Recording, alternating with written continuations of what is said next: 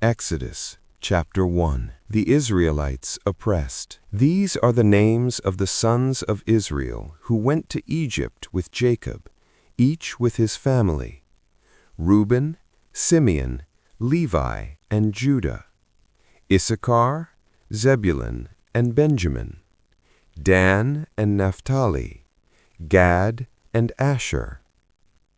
The descendants of Jacob numbered 70 in all. Joseph was already in Egypt.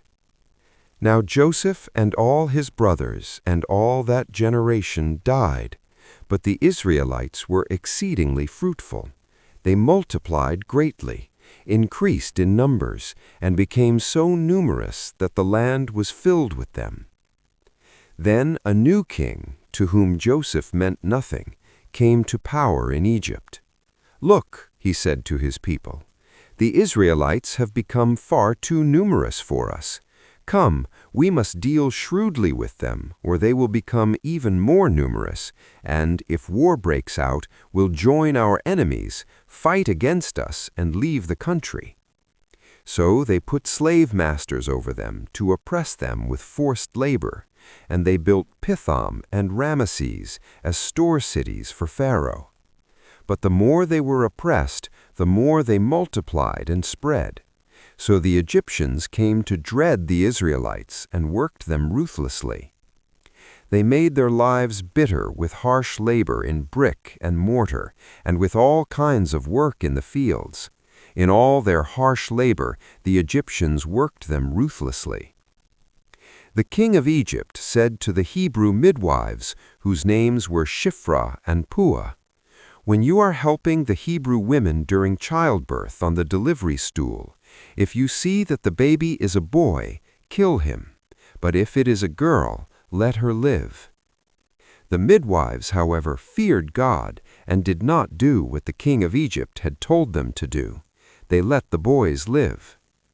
Then the king of Egypt summoned the midwives and asked them, "Why have you done this? Why have you let the boys live?" The midwives answered Pharaoh, "Hebrew women are not like Egyptian women. They are vigorous and give birth before the midwives arrive." So God was kind to the midwives, and the people increased and became even more numerous. And because the midwives feared God, he gave them families of their own. Then Pharaoh gave this order to all his people: "Every Hebrew boy that is born you must throw into the Nile, but let every girl live." Exodus 2. The birth of Moses. Now a man of the tribe of Levi married a Levite woman, and she became pregnant and gave birth to a son. When she saw that he was a fine child, she hid him for 3 months. But when she could hide him no longer, she got a papyrus basket for him and coated it with tar and pitch.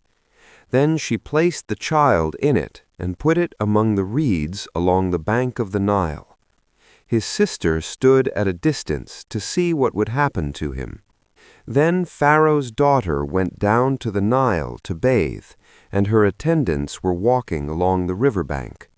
She saw the basket among the reeds and sent her female slave to get it. She opened it and saw the baby. He was crying, and she felt sorry for him. "This is one of the Hebrew babies," she said. Then his sister asked Pharaoh's daughter, "Shall I go and get one of the Hebrew women to nurse the baby for you?" "Yes, go," she answered.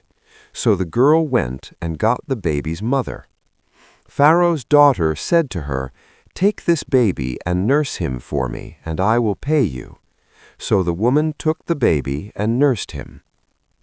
When the child grew older, she took him to Pharaoh's daughter, and he became her son. She named him Moses, saying, "I drew him out of the water." Moses flees to Midian. One day, after Moses had grown up, he went out to where his own people were and watched them at their hard labor. He saw an Egyptian beating a Hebrew, one of his own people. Looking this way and that, and seeing no one, he killed the Egyptian and hid him in the sand. The next day he went out and saw 2 Hebrews fighting. He asked the one in the wrong, "Why are you hitting your fellow Hebrew?" The man said, "Who made you ruler and judge over us? Are you thinking of killing me as you killed the Egyptian?" Then Moses was afraid and thought, "What I did must have become known." When Pharaoh heard of this, he tried to kill Moses, but Moses fled from Pharaoh and went to live in Midian, where he sat down by a well. Now a priest of Midian had 7 daughters, and they came to draw water and fill the troughs to water their father's flock. Some shepherds came along and drove them away, but Moses got up and came to their rescue and watered their flock. When the girls returned to rule their father, he asked them, "Why have you returned so early today?" They answered, "An Egyptian rescued us from the shepherds. He even drew water for us and watered the flock." "And where is he?" Reuel asked his daughters. "Why did you leave him? Invite him to have something to eat."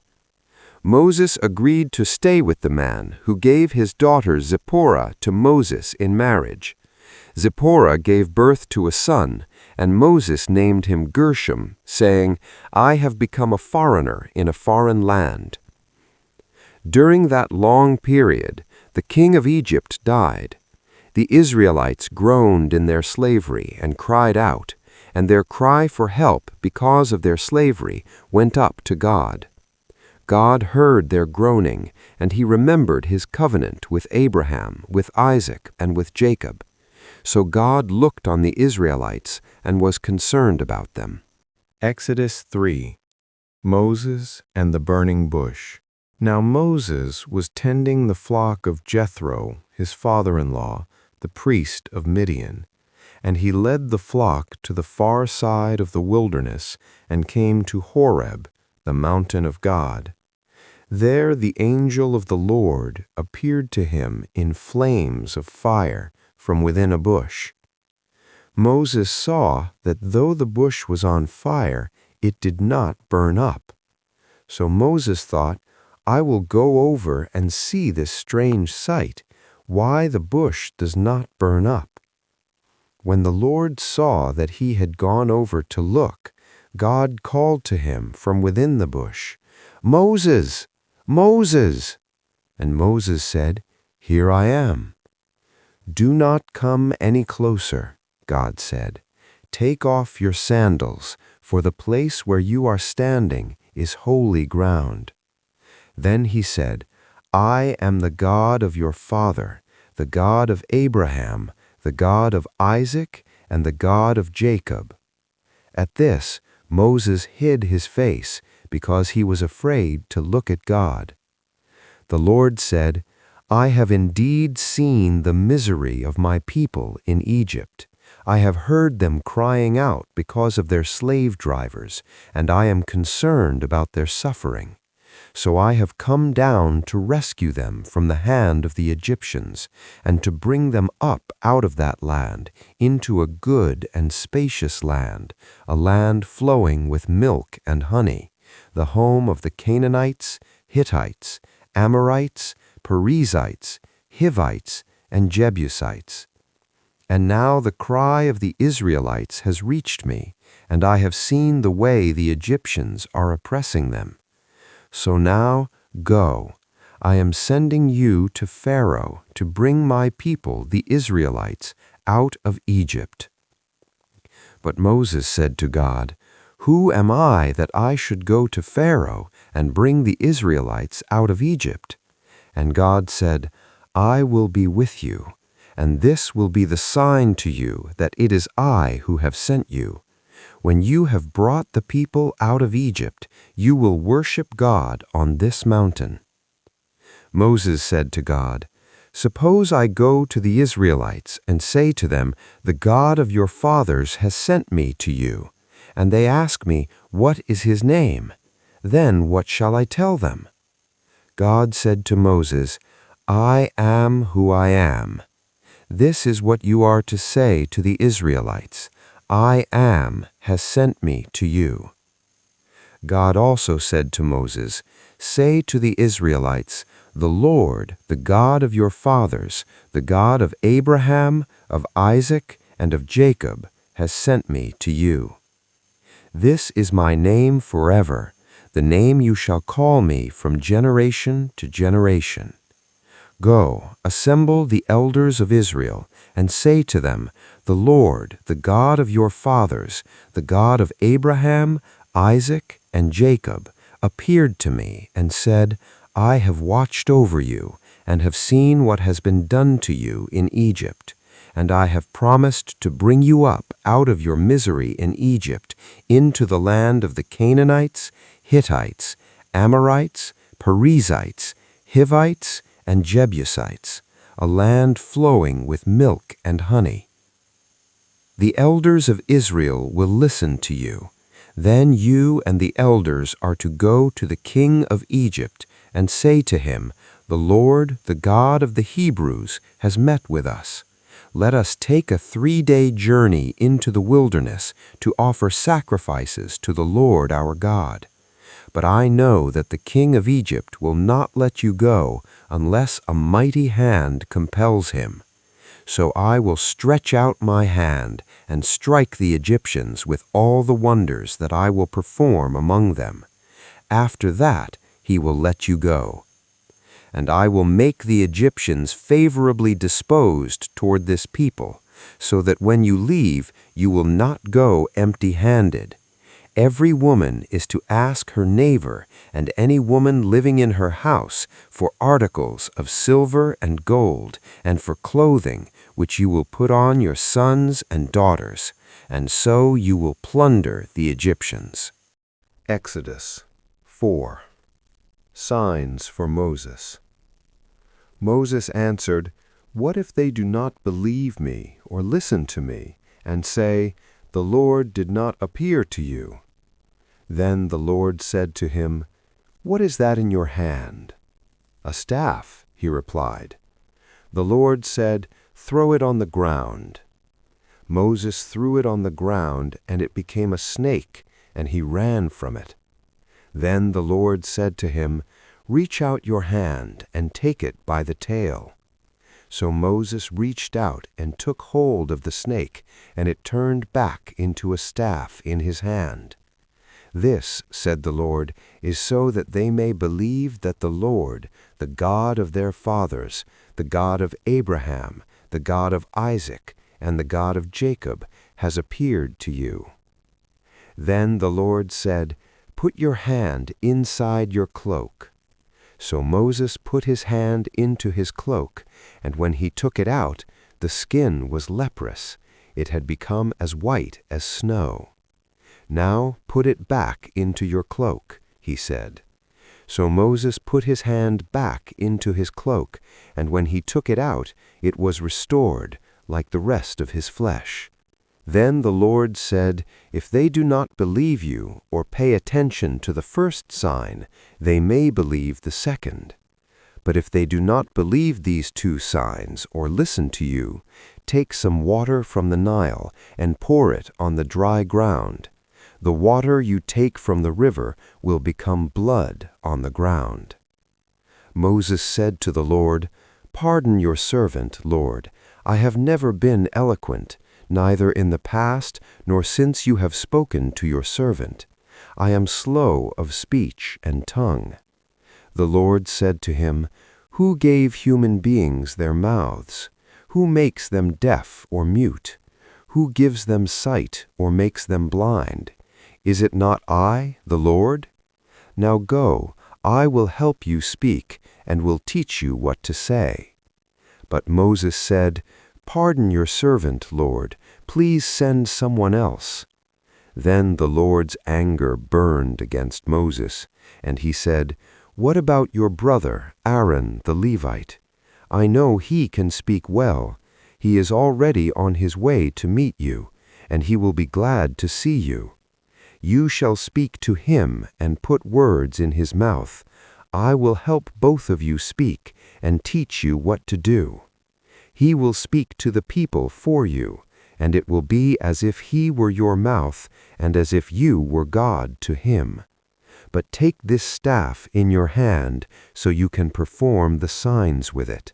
Moses went back to Jethro, his father-in-law, and said to him, "Let me return to my own people in Egypt to see if any of them are still alive."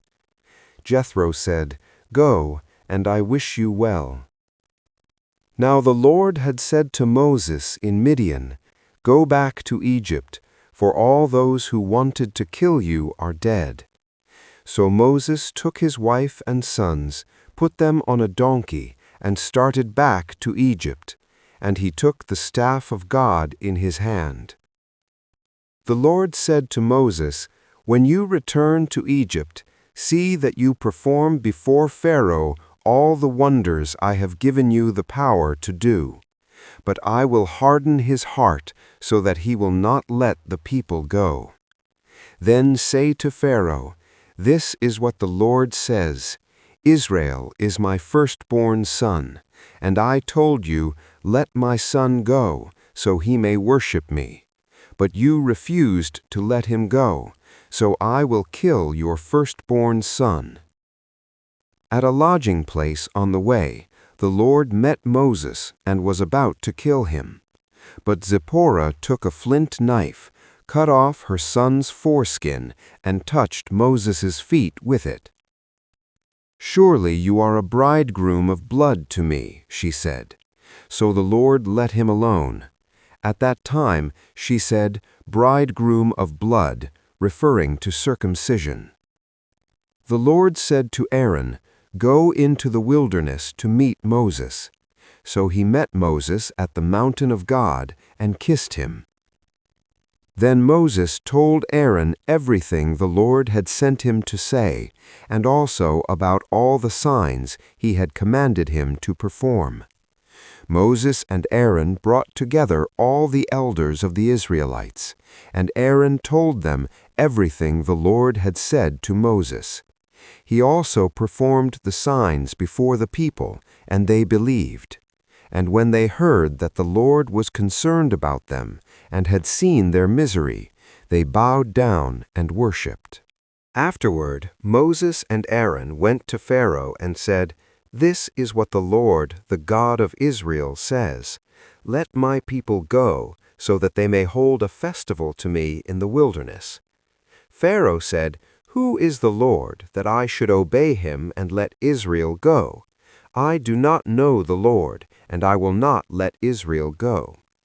Then they said, "The God of the Hebrews has met with us. Now let us take a 3-day journey into the wilderness to offer sacrifices to the Lord our God, or he may strike us with plagues or with the sword." But the king of Egypt said, "Moses and Aaron, why are you taking the people away from their labor? Get back to your work." Then Pharaoh said, "Look, the people of the land are now numerous, and you are stopping them from working." That same day, Pharaoh gave this order to the slave drivers and overseers in charge of the people: "You are no longer to supply the people with straw for making bricks. Let them go and gather their own straw, but require them to make the same number of bricks as before. Don't reduce the quota. They are lazy. That is why they are crying out, 'Let us go and sacrifice to our God.' Make the work harder for the people, so that they keep working and pay no attention to lies." Then the slave drivers and the overseers went out and said to the people, "This is what Pharaoh says, I will not give you any more straw. Go and get your own straw wherever you can find it, but your work will not be reduced at all." So the people scattered all over Egypt to gather stubble to use for straw. The slave drivers kept pressing them, saying, "Complete the work required of you for each day, just as when you had straw." And Pharaoh's slave drivers beat the Israelite overseers they had appointed, demanding, "Why haven't you met your quota of bricks yesterday or today, as before?" Then the Israelite overseers went and appealed to Pharaoh, "Why have you treated your servants this way? Your servants are given no straw, yet we are told, 'Make bricks.' Your servants are being beaten, but the fault is with your own people." Pharaoh said, "Lazy, that's what you are, lazy. That is why you keep saying, 'Let us go and sacrifice to the Lord.' Now get to work. You will not be given any straw, yet you must produce your full quota of bricks." The Israelite overseers realized they were in trouble when they were told, "You are not to reduce the number of bricks required of you for each day." When they left Pharaoh, they found Moses and Aaron waiting to meet them, and they said, "May the Lord look on you and judge you. You have made us obnoxious to Pharaoh and his officials, and have put a sword in their hand to kill us." God promises deliverance. Moses returned to the Lord and said, "Why, Lord, why have you brought trouble on this people? Is this why you sent me? Ever since I went to Pharaoh to speak in your name, he has brought trouble on this people, and you have not rescued your people at all." Then the Lord said to Moses, "Now you will see what I will do to Pharaoh. Because of my mighty hand he will let them go. Because of my mighty hand he will drive them out of his country." God also said to Moses, "I am the Lord. I appeared to Abraham, to Isaac, and to Jacob as God Almighty, but by my name, the Lord, I did not make myself fully known to them. I also established my covenant with them to give them the land of Canaan, where they resided as foreigners. Moreover, I have heard the groaning of the Israelites, whom the Egyptians are enslaving, and I have remembered my covenant. Therefore say to the Israelites, I am the Lord, and I will bring you out from under the yoke of the Egyptians. I will free you from being slaves to them, and I will redeem you with an outstretched arm and with mighty acts of judgment. I will take you as my own people, and I will be your God. Then you will know that I am the Lord your God, who brought you out from under the yoke of the Egyptians. And I will bring you to the land I swore with uplifted hand to give to Abraham, to Isaac, and to Jacob. I will give it to you as a possession. I am the Lord." Moses reported this to the Israelites, but they did not listen to him because of their discouragement and harsh labor. Then the Lord said to Moses, "Go tell Pharaoh, king of Egypt, to let the Israelites go out of his country." But Moses said to the Lord, "If the Israelites will not listen to me, why would Pharaoh listen to me, since I speak with faltering lips?" Family record of Moses and Aaron. Now the Lord spoke to Moses and Aaron about the Israelites and Pharaoh, king of Egypt, and he commanded them to bring the Israelites out of Egypt. These were the heads of their families. The sons of Reuben, the firstborn son of Israel, were Hanok and Palu, Hezron and Carmi. These were the clans of Reuben. The sons of Simeon were Jemuel, Jamin, Ohad, Jachin, Zohar, and Shaul, the son of a Canaanite woman. These were the clans of Simeon. These were the names of the sons of Levi according to their records: Gershon, Kohath, and Merari. Levi lived 137 years. The sons of Gershon by clans were Libni and Shimei. The sons of Kohath were Amram, Izhar, Hebron, and Uziel. Kohath lived 133 years. The sons of Merari were Mali and Mushi. These were the clans of Levi according to their records. Amram married his father's sister Jochebed, who bore him Aaron and Moses. Amram lived 137 years. The sons of Izhar were Korah, Nepheg, and Zikri. The sons of Uziel were Mishael, Elzaphan, and Sithri. Aaron married Elisheba, daughter of Amminadab and sister of Nashon, and she bore him Nadab and Abihu, Eleazar and Ithamar. The sons of Korah were Asir, Elkanah, and Abiasaph. These were the Korite clans. Eleazar, son of Aaron, married one of the daughters of Putiel, and she bore him Phinehas. These were the heads of the Levite families, clan by clan. It was this Aaron and Moses to whom the Lord said, "Bring the Israelites out of Egypt by their divisions." They were the ones who spoke to Pharaoh, king of Egypt, about bringing the Israelites out of Egypt, this same Moses and Aaron. Aaron to speak for Moses. Now when the Lord spoke to Moses in Egypt, he said to him, "I am the Lord. Tell Pharaoh, king of Egypt, everything I tell you." But Moses said to the Lord, "Since I speak with faltering lips, why would Pharaoh listen to me?" Exodus chapter 7. Then the Lord said to Moses, "See, I have made you like God to Pharaoh, and your brother Aaron will be your prophet. You are to say everything I command you, and your brother Aaron is to tell Pharaoh to let the Israelites go out of his country. But I will harden Pharaoh's heart, and though I multiply my signs and wonders in Egypt, he will not listen to you. Then I will lay my hand on Egypt, and with mighty acts of judgment I will bring out my divisions, my people the Israelites. And the Egyptians will know that I am the Lord, when I stretch out my hand against Egypt and bring the Israelites out of it." Moses and Aaron did just as the Lord commanded them. Moses was 80 years old, and Aaron 83 when they spoke to Pharaoh. Aaron's staff becomes a snake. The Lord said to Moses and Aaron, "When Pharaoh says to you, 'Perform a miracle,' then say to Aaron, 'Take your staff and throw it down before Pharaoh, and it will become a snake.'" So Moses and Aaron went to Pharaoh and did just as the Lord commanded.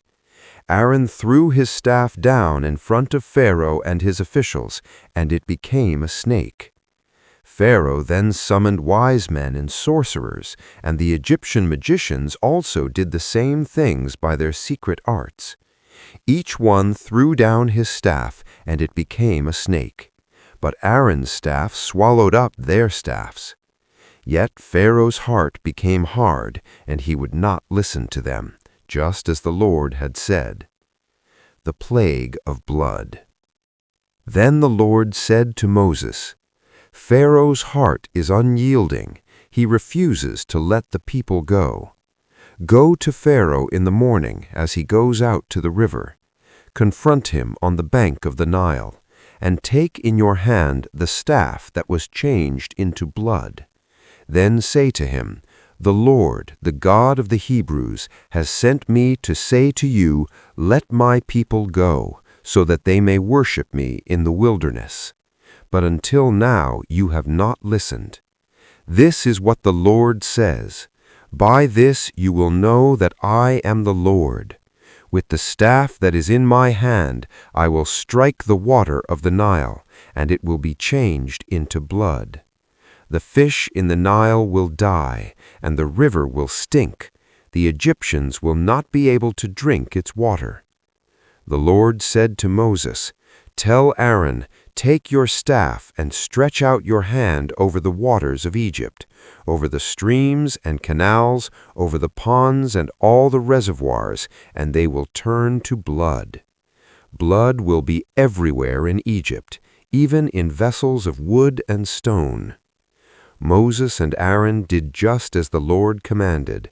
He raised his staff in the presence of Pharaoh and his officials and struck the water of the Nile, and all the water was changed into blood. The fish in the Nile died, and the river smelled so bad that the Egyptians could not drink its water. blood was everywhere in Egypt. But the Egyptian magicians did the same things by their secret arts, and Pharaoh's heart became hard. He would not listen to Moses and Aaron, just as the Lord had said. Instead, he turned and went into his palace and did not take even this to heart. And all the Egyptians dug along the Nile to get drinking water, because they could not drink the water of the river. The plague of frogs. 7 days passed after the Lord struck the Nile. Exodus 8. Then the Lord said to Moses, "Go to Pharaoh and say to him, 'This is what the Lord says. Let my people go, so that they may worship me. If you refuse to let them go, I will send a plague of frogs on your whole country. The Nile will teem with frogs. They will come up into your palace and your bedroom and onto your bed, into the houses of your officials and on your people, and into your ovens and kneading troughs. The frogs will come up on you and your people and all your officials." Then the Lord said to Moses, "Tell Aaron, stretch out your hand with your staff over the streams and canals and ponds, and make frogs come up on the land of Egypt." So Aaron stretched out his hand over the waters of Egypt, and the frogs came up and covered the land. But the magicians did the same things by their secret arts. They also made frogs come up on the land of Egypt. Pharaoh summoned Moses and Aaron and said, "Pray to the Lord to take the frogs away from me and my people, and I will let your people go to offer sacrifices to the Lord." Moses said to Pharaoh, "I leave to you the honor of setting the time for me to pray for you and your officials and your people, that you and your houses may be rid of the frogs, except for those that remain in the Nile." "Tomorrow," Pharaoh said. Moses replied, "It will be as you say, so that you may know there is no one like the Lord our God. The frogs will leave you and your houses, your officials and your people. They will remain only in the Nile." After Moses and Aaron left Pharaoh, Moses cried out to the Lord about the frogs he had brought on Pharaoh, and the Lord did what Moses asked. The frogs died in the houses, in the courtyards, and in the fields. They were piled into heaps, and the land reeked of them. But when Pharaoh saw that there was relief, he hardened his heart and would not listen to Moses and Aaron, just as the Lord had said. The plague of gnats. Then the Lord said to Moses, "Tell Aaron, stretch out your staff and strike the dust of the ground, and throughout the land of Egypt the dust will become gnats." They did this, and when Aaron stretched out his hand with the staff and struck the dust of the ground, gnats came on people and animals. All the dust throughout the land of Egypt became gnats. But when the magicians tried to produce gnats by their secret arts, they could not. Since the gnats were on people and animals everywhere, the magicians said to Pharaoh, "This is the finger of God." But Pharaoh's heart was hard, and he would not listen, just as the Lord had said. The plague of flies. Then the Lord said to Moses, "Get up early in the morning and confront Pharaoh as he goes to the river, and say to him, 'This is what the Lord says. Let my people go, so that they may worship me. If you refuse to let them go, I will send swarms of flies on your whole country. The houses of the Egyptians will be full of flies, even the ground will be covered with them. But on that day I will deal differently with the land of Goshen, where my people live. No swarms of flies will be there, so that you will know that I, the Lord, am in this land. I will make a distinction between my people and your people. This sign will occur tomorrow." And the Lord did this. Dense swarms of flies poured into Pharaoh's palace and into the houses of his officials. Throughout Egypt, the land was ruined by the flies. Then Pharaoh summoned Moses and Aaron and said, "Go sacrifice to your God here in the land." But Moses said, "That would not be right. the sacrifices we offer the Lord our God would be detestable to the Egyptians. And if we offer sacrifices that are detestable in their eyes, will they not stone us? We must take a 3-day journey into the wilderness to offer sacrifices to the Lord our God, as he commands us. Pharaoh said, I will let you go to offer sacrifices to the Lord your God in the wilderness, but you must not go very far. Now pray for me. Exodus 9.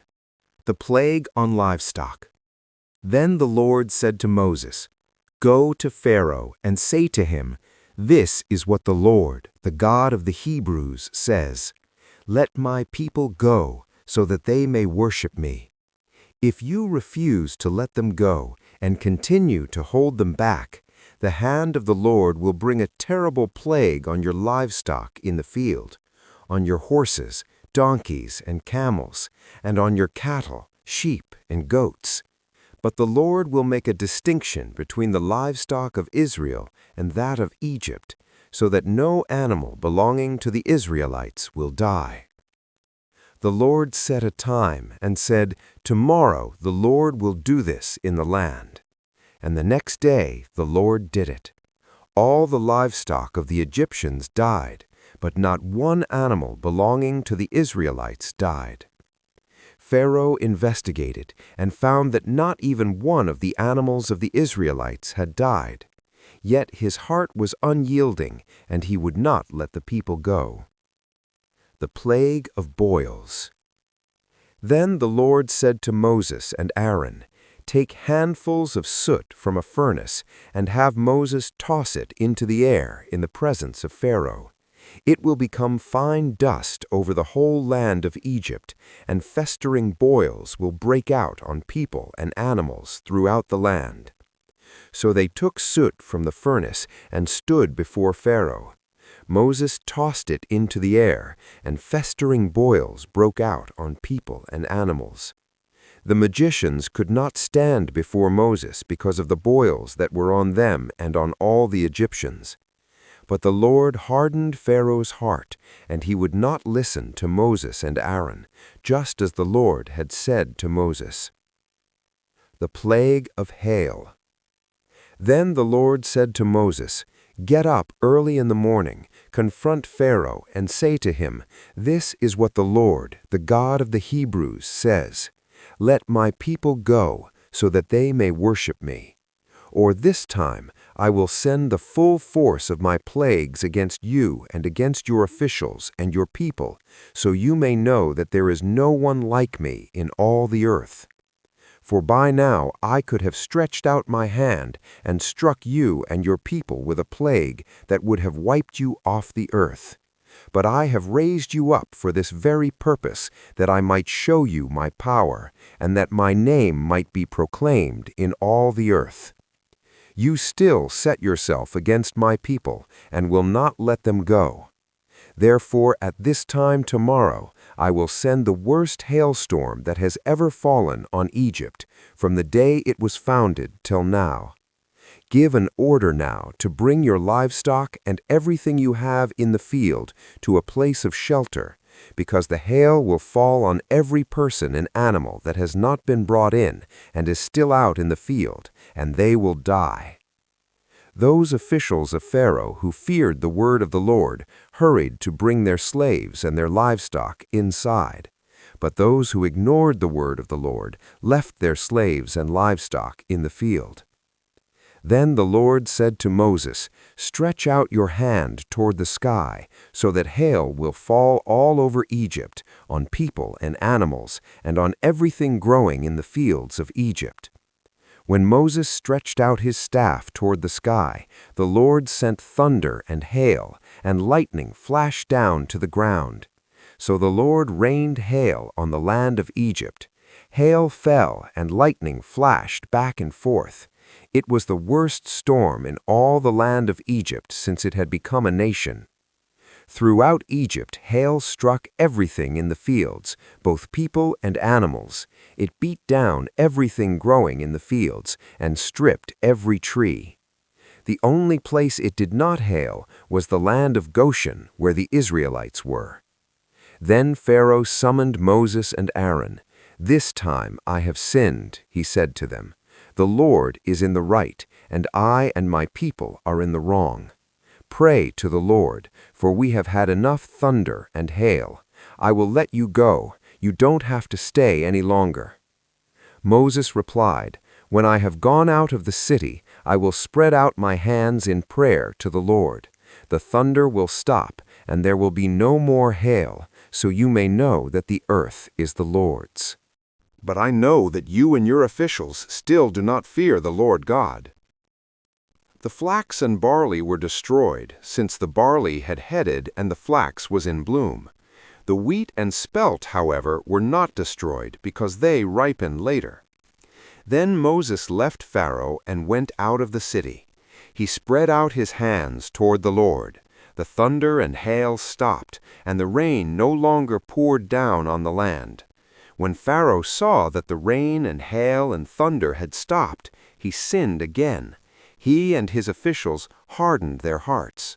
So Pharaoh's heart was hard, and he would not let the Israelites go, just as the Lord had said through Moses. Exodus 10. The plague of locusts. Then the Lord said to Moses, "Go to Pharaoh, for I have hardened his heart and the hearts of his officials, so that I may perform these signs of mine among them, that you may tell your children and grandchildren how I dealt harshly with the Egyptians, and how I performed my signs among them, and that you may know that I am the Lord." So Moses and Aaron went to Pharaoh and said to him, "This is what the Lord, the God of the Hebrews, says. How long will you refuse to humble yourself before me?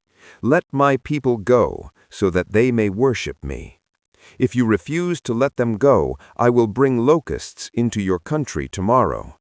They will cover the face of the ground so that it cannot be seen. They will devour what little you have left after the hail, including every tree that is growing in your fields. They will fill your houses and those of all your officials and all the Egyptians, something neither your parents nor your ancestors have ever seen from the day they settled in this land till now." Then Moses turned and left Pharaoh. Pharaoh's officials said to him, "How long will this man be a snare to us? Let the people go, so that they may worship the Lord their God. Do you not yet realize that Egypt is ruined?" Then Moses and Aaron were brought back to Pharaoh. "Go, worship the Lord your God," he said, "but tell me who will be going." Moses answered, "We will go with our young and our old, with our sons and our daughters, and with our flocks and herds, because we are to celebrate a festival to the Lord." Pharaoh said, "The Lord be with you, if I let you go, along with your women and children. Clearly you are bent on evil. No, have only the men go and worship the Lord, since that's what you have been asking for." Then Moses and Aaron were driven out of Pharaoh's presence. And the Lord said to Moses, "Stretch out your hand over Egypt, so that locusts swarm over the land and devour everything growing in the fields, everything left by the hail."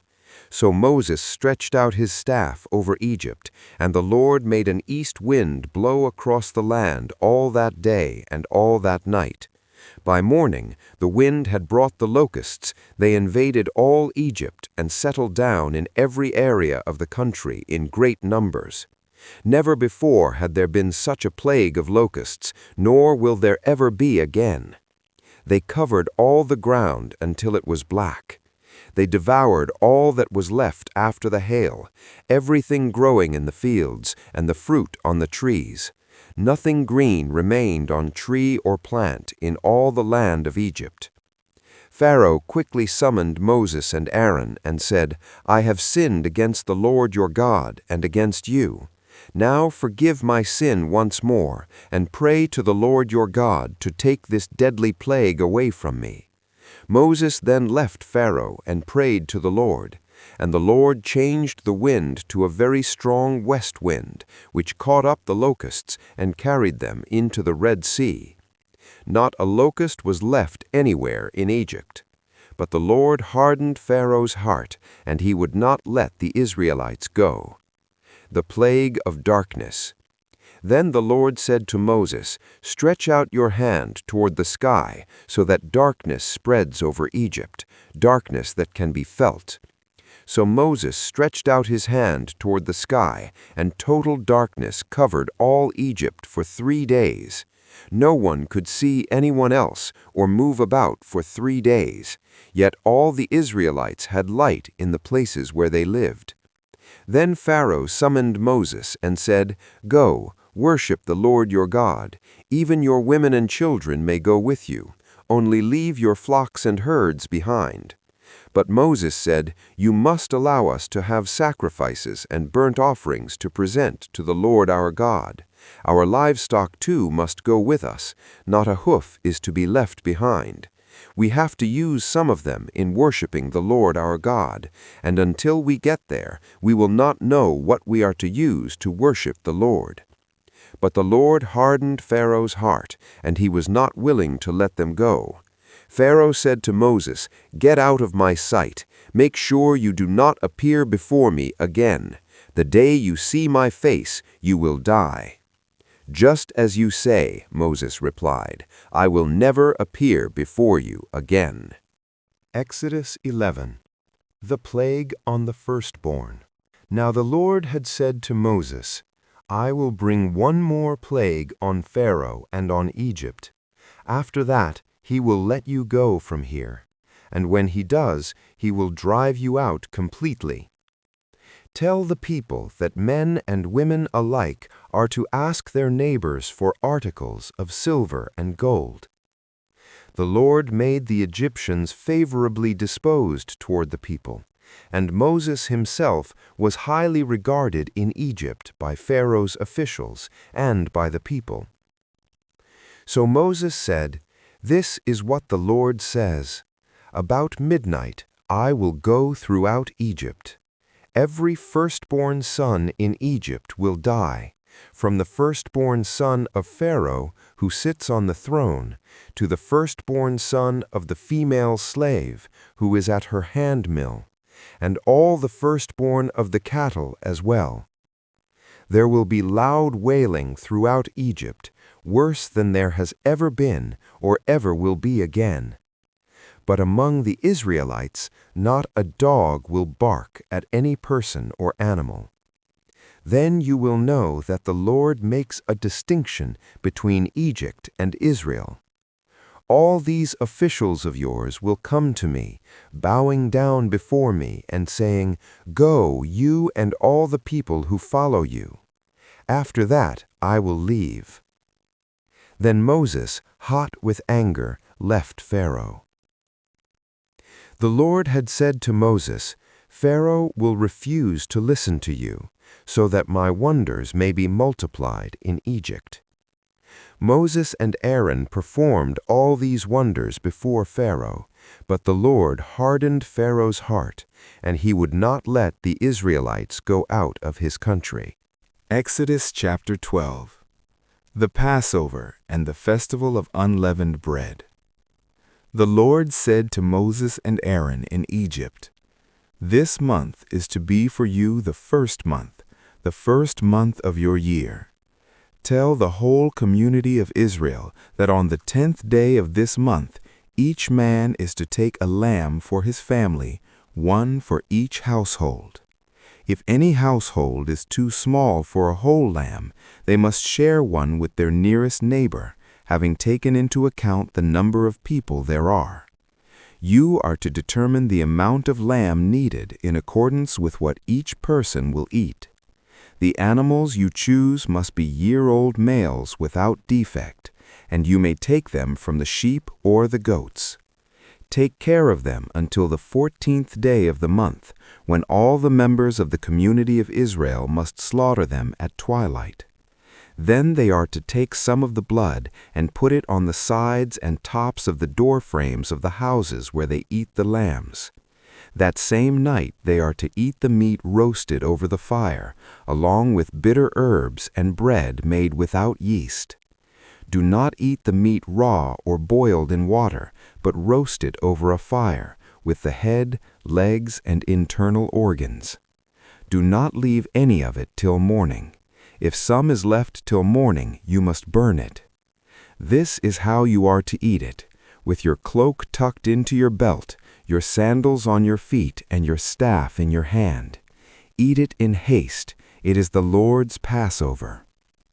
On that same night I will pass through Egypt and strike down every firstborn of both people and animals, and I will bring judgment on all the gods of Egypt.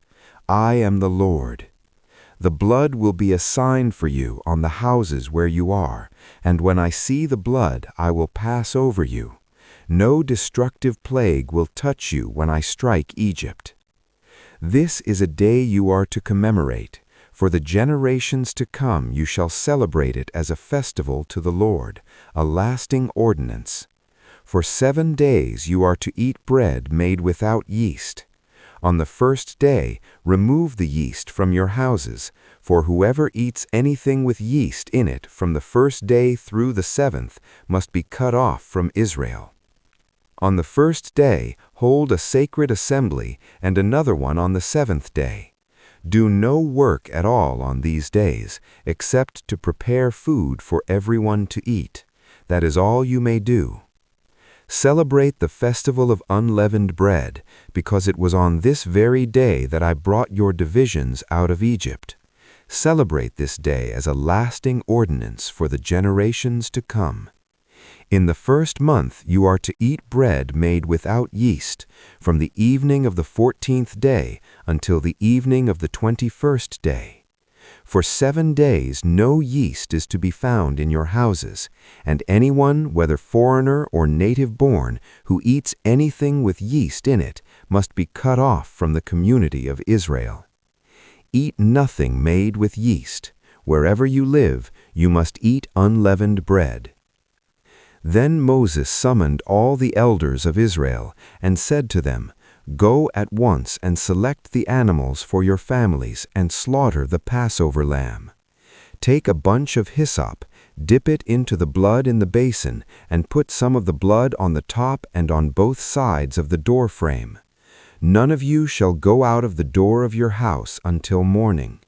When the Lord goes through the land to strike down the Egyptians, he will see the blood on the top and sides of the doorframe, and will pass over that doorway, and he will not permit the destroyer to enter your houses and strike you down.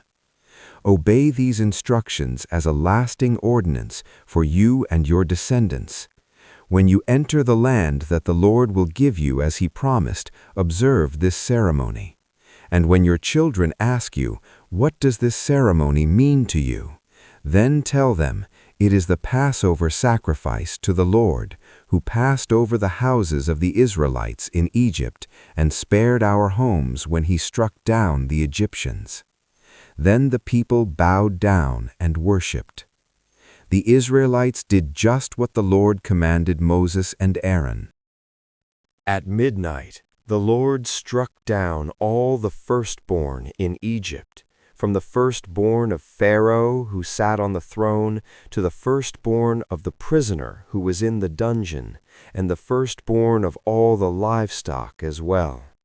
Pharaoh and all his officials and all the Egyptians got up during the night, and there was loud wailing in Egypt, for there was not a house without someone dead. The Exodus. During the night, Pharaoh summoned Moses and Aaron and said, Up, leave my people, you and the Israelites. Go, worship the Lord as you have requested. Take your flocks and herds as you have said, and go, and also bless me. The Egyptians urged the people to hurry and leave the country, for otherwise, they said, we will all die. So the people took their dough before the yeast was added and carried it on their shoulders in kneading troughs wrapped in clothing. The Israelites did as Moses instructed and asked the Egyptians for articles of silver and gold and for clothing. The Lord had made the Egyptians favorably disposed toward the people, and they gave them what they asked for, so they plundered the Egyptians. The Israelites journeyed from Ramesses to Succoth. There were about 600,000 men on foot, besides women and children. Many other people went up with them, and also large droves of livestock, both flocks and herds. With the dough the Israelites had brought from Egypt, they baked loaves of unleavened bread. The dough was without yeast because they had been driven out of Egypt and did not have time to prepare food for themselves. Now the length of time the Israelite people lived in Egypt was 430 years.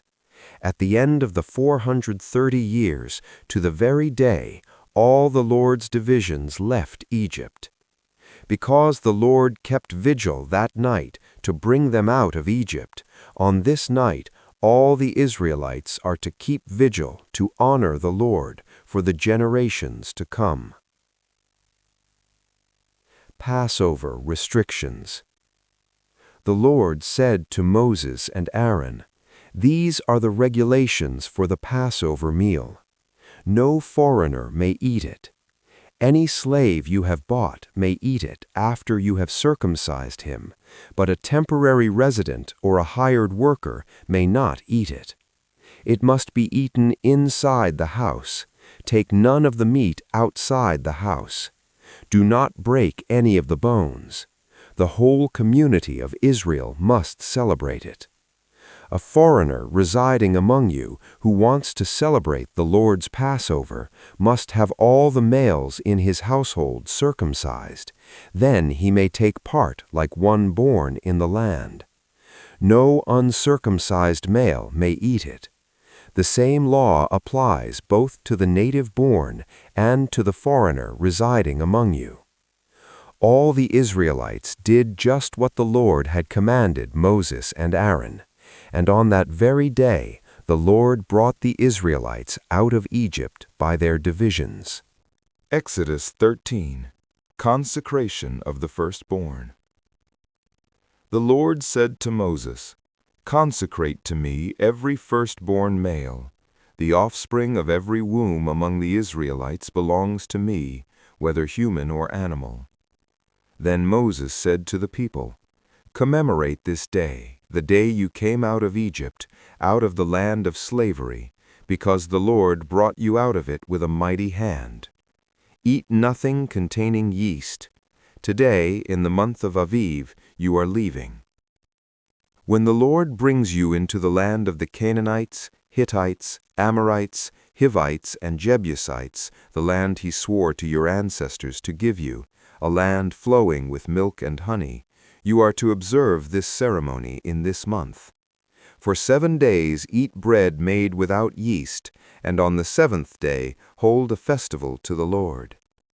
Eat unleavened bread during those 7 days, nothing with yeast in it to be seen among you, nor shall any yeast be seen anywhere within your borders. On that day tell your son, 'I do this because of what the Lord did for me when I came out of Egypt.' This observance will be for you like a sign on your hand and a reminder on your forehead that this law of the Lord is to be on your lips. For the Lord brought you out of Egypt with his mighty hand. You must keep this ordinance at the appointed time year after year. After the Lord brings you into the land of the Canaanites and gives it to you, as he promised on oath to you and your ancestors, you are to give over to the Lord the first offspring of every womb. All the firstborn males of your livestock belong to the Lord. Redeem with a lamb every firstborn donkey, but if you do not redeem it, break its neck. Redeem every firstborn among your sons. In days to come, when your son asks you, 'What does this mean?' say to him, 'With a mighty hand the Lord brought us out of Egypt, out of the land of slavery. When Pharaoh stubbornly refused to let us go, the Lord killed the firstborn of both people and animals in Egypt. This is why I sacrifice to the Lord the first male offspring of every womb, and redeem each of my firstborn sons. And it will be like a sign on your hand and a symbol on your forehead that the Lord brought us out of Egypt with his mighty hand." Crossing the sea. When Pharaoh let the people go, God did not lead them on the road through the Philistine country, though that was shorter. For God said, if they face war, they might change their minds and return to Egypt. So God led the people around by the desert road toward the Red Sea. The Israelites went up out of Egypt ready for battle. Moses took the bones of Joseph with him, because Joseph had made the Israelites swear an oath. He had said, God will surely come to your aid, and then you must carry my bones up with you from this place. After leaving Succoth, they camped at Etham on the edge of the desert. By day the Lord went ahead of them in a pillar of cloud to guide them on their way, and by night in a pillar of fire to give them light, so that they could travel by day or night. Neither the pillar of cloud by day nor the pillar of fire by night left its place in front of the people. Then the Lord said to Moses, Tell the Israelites to turn back and encamp near Pi-hahiroth, between Migdol and the sea. They are to encamp by the sea directly opposite Baal-Zephon. Pharaoh will think the Israelites are wandering around the land in confusion, hemmed in by the desert. And I will harden Pharaoh's heart, and he will pursue them. But I will gain glory for myself through Pharaoh and all his army, and the Egyptians will know that I am the Lord. So the Israelites did this. When the king of Egypt was told that the people had fled, Pharaoh and his officials changed their minds about them and said, What have we done? We have let the Israelites go and have lost their services. So he had his chariot made ready and took his army with him. He took 600 of the best chariots, along with all the other chariots of Egypt, with officers over all of them. The Lord hardened the heart of Pharaoh king of Egypt, so that he pursued the Israelites, who were marching out boldly. The Egyptians, all Pharaoh's horses and chariots, horsemen and troops, pursued the Israelites and overtook them as they camped by the sea near Pi-hahiroth, opposite Baal-Zephon. As Pharaoh approached, the Israelites looked up, and there were the Egyptians marching after them. They were terrified and cried out to the Lord. They said to Moses, Was it because there were no graves in Egypt that you brought us to the desert to die? What have you done to us by bringing us out of Egypt? Didn't we say to you in Egypt, Leave us alone, let us serve the Egyptians? It would have been better for us to serve the Egyptians than to die in the desert. Moses answered the people, Do not be afraid. Stand firm, and you will see the deliverance the Lord will bring you today. The Egyptians you see today you will never see again. The Lord will fight for you. You need only to be still.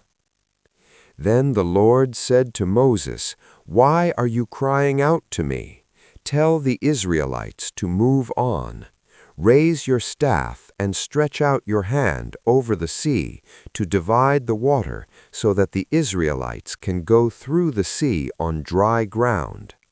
I will harden the hearts of the Egyptians so that they will go in after them, and I will gain glory through Pharaoh and all his army, through his chariots and his horsemen. The Egyptians will know that I am the Lord when I gain glory through Pharaoh, his chariots, and his horsemen.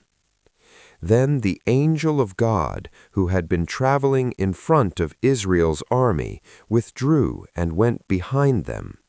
The pillar of cloud also moved from in front and stood behind them, coming between the armies of Egypt and Israel.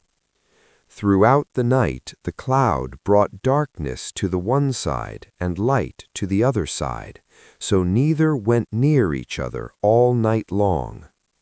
Then Moses stretched out his hand over the sea, and all that night the Lord drove the sea back with a strong east wind and turned it into dry land.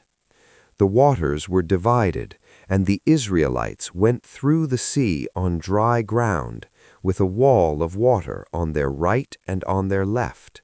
The Egyptians pursued them, and all Pharaoh's horses and chariots and horsemen followed them into the sea.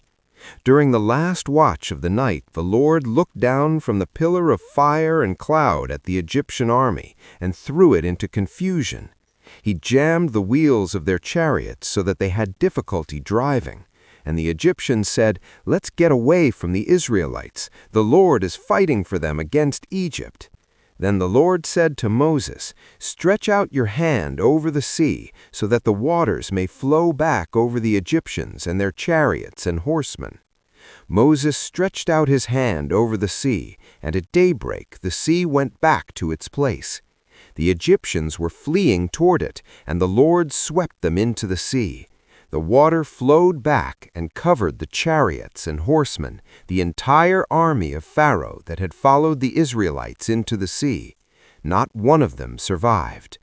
But the Israelites went through the sea on dry ground, with a wall of water on their right and on their left. That day the Lord saved Israel from the hands of the Egyptians, and Israel saw the Egyptians lying dead on the shore.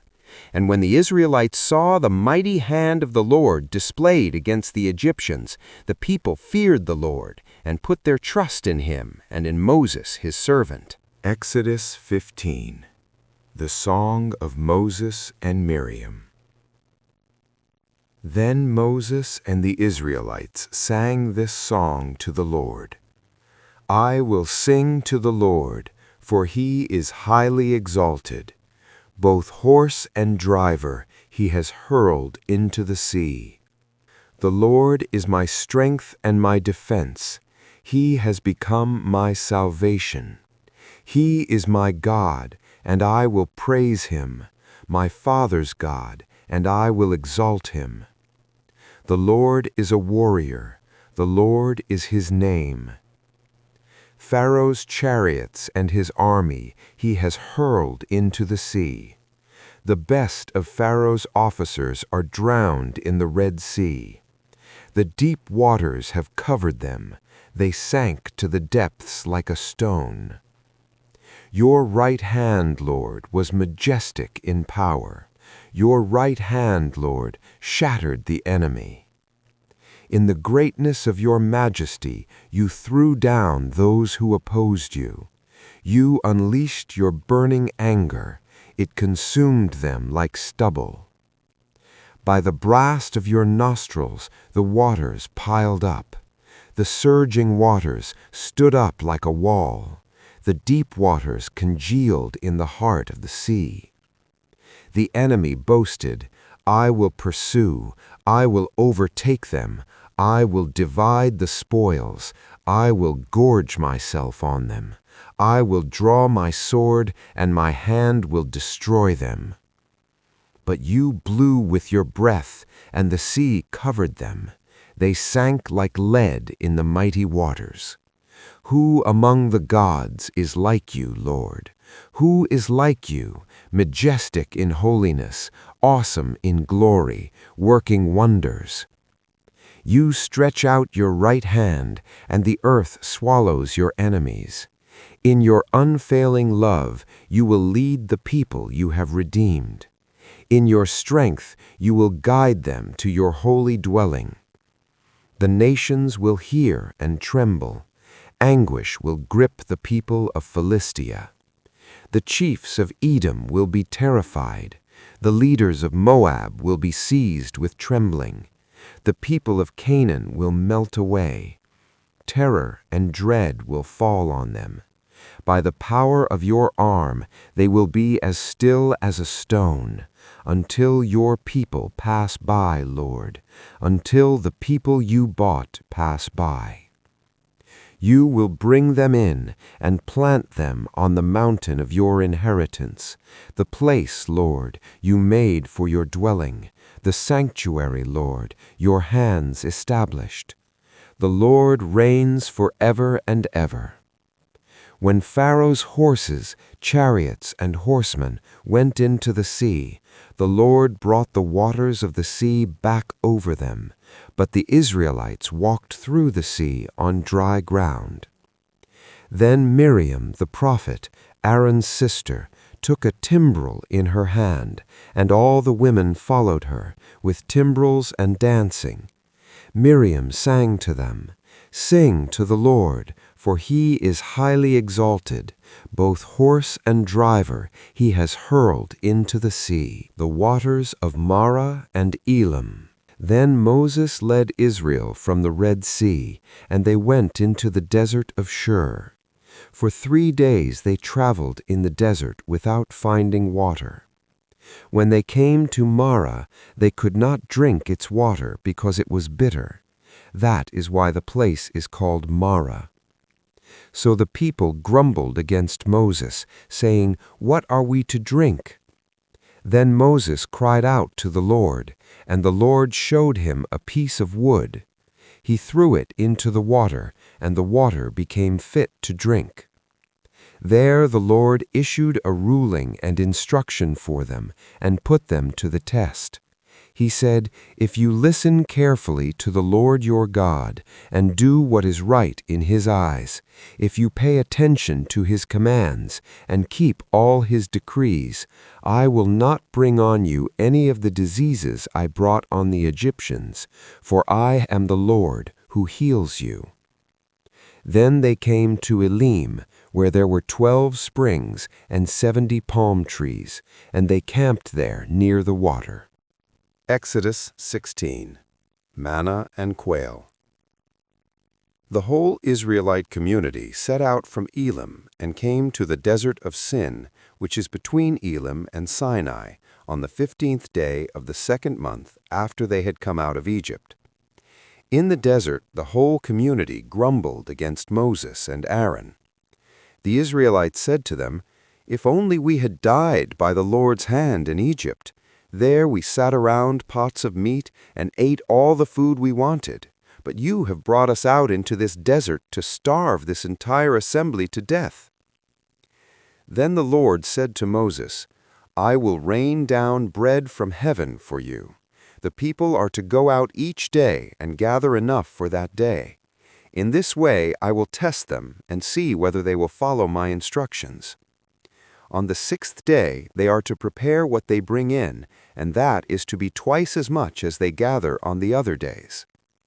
So Moses and Aaron said to all the Israelites, "In the evening you will know that it was the Lord who brought you out of Egypt, and in the morning you will see the glory of the Lord, because he has heard your grumbling against him. Who are we that you should grumble against us?" Moses also said, "You will know that it was the Lord when he gives you meat to eat in the evening and all the bread you want in the morning, because he has heard your grumbling against him. Who are we? You are not grumbling against us, but against the Lord." Then Moses told Aaron, "Say to the entire Israelite community, 'Come before the Lord, for he has heard your grumbling.'" While Aaron was speaking to the whole Israelite community, they looked toward the desert, and there was the glory of the Lord appearing in the cloud. The Lord said to Moses, "I have heard the grumbling of the Israelites. Tell them, at twilight you will eat meat, and in the morning you will be filled with bread. Then you will know that I am the Lord your God." That evening quail came and covered the camp, and in the morning there was a layer of dew around the camp. When the dew was gone, thin flakes like frost on the ground appeared on the desert floor. When the Israelites saw it, they said to each other, "What is it?" For they did not know what it was. Moses said to them, "It is the bread the Lord has given you to eat. This is what the Lord has commanded. Everyone is to gather as much as they need. Take an omer for each person you have in your tent." The Israelites did as they were told. Some gathered much, some little. And when they measured it by the omer, the one who gathered much did not have too much, and the one who gathered little did not have too little. Everyone had gathered just as much as they needed. Then Moses said to them, "No one is to keep any of it until morning." However, some of them paid no attention to Moses. They kept part of it until morning, but it was full of maggots and began to smell. So Moses was angry with them. Each morning everyone gathered as much as they needed, and when the sun grew hot, it melted away. On the 6th day they gathered twice as much, 2 omers for each person, and the leaders of the community came and reported this to Moses. He said to them, "This is what the Lord commanded. Tomorrow is to be a day of Sabbath rest, a holy Sabbath to the Lord. So bake what you want to bake and boil what you want to boil. Save whatever is left and keep it until morning." So they saved it until morning, as Moses commanded, and it did not stink or get maggots in it. "Eat it today," Moses said, "because today is a Sabbath to the Lord. You will not find it anywhere on the ground today. 6 days you are to gather it, but on the 7th day, the Sabbath, there will be none." Nevertheless, some of the people went out on the 7th day to gather it, but they found none. Then the Lord said to Moses, "How long will you refuse to keep my commands and my instructions? Bear in mind that the Lord has given you the Sabbath. That is why on the 6th day he gives you bread for 2 days. Everyone is to stay where they are on the 7th day. No one is to go out." So the people rested on the 7th day. The people of Israel called the bread manna. It was white like coriander seed and tasted like wafers made with honey. Moses said, "This is what the Lord has commanded. Take an omer of manna and keep it for the generations to come, so they can see the bread I gave you to eat in the wilderness when I brought you out of Egypt." So Moses said to Aaron, "Take a jar and put an omer of manna in it. Then place it before the Lord to be kept for the generations to come." As the Lord commanded Moses, Aaron put the manna with the tablets of the covenant law, so that it might be preserved. The Israelites ate manna 40 years until they came to a land that was settled. They ate manna until they reached the border of Canaan. An omer is 1/10 of an ephah. Exodus 17. Water from the rock. The whole Israelite community set out from the desert of Sin, traveling from place to place as the Lord commanded. They camped at Rephidim, but there was no water for the people to drink. So they quarreled with Moses and said, "Give us water to drink." Moses replied, "Why do you quarrel with me? Why do you put the Lord to the test?" But the people were thirsty for water there, and they grumbled against Moses. They said, "Why did you bring us up out of Egypt to make us and our children and livestock die of thirst?" Then Moses cried out to the Lord, "What am I to do with these people?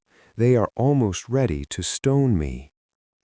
The Lord answered Moses, "Go out in front of the people.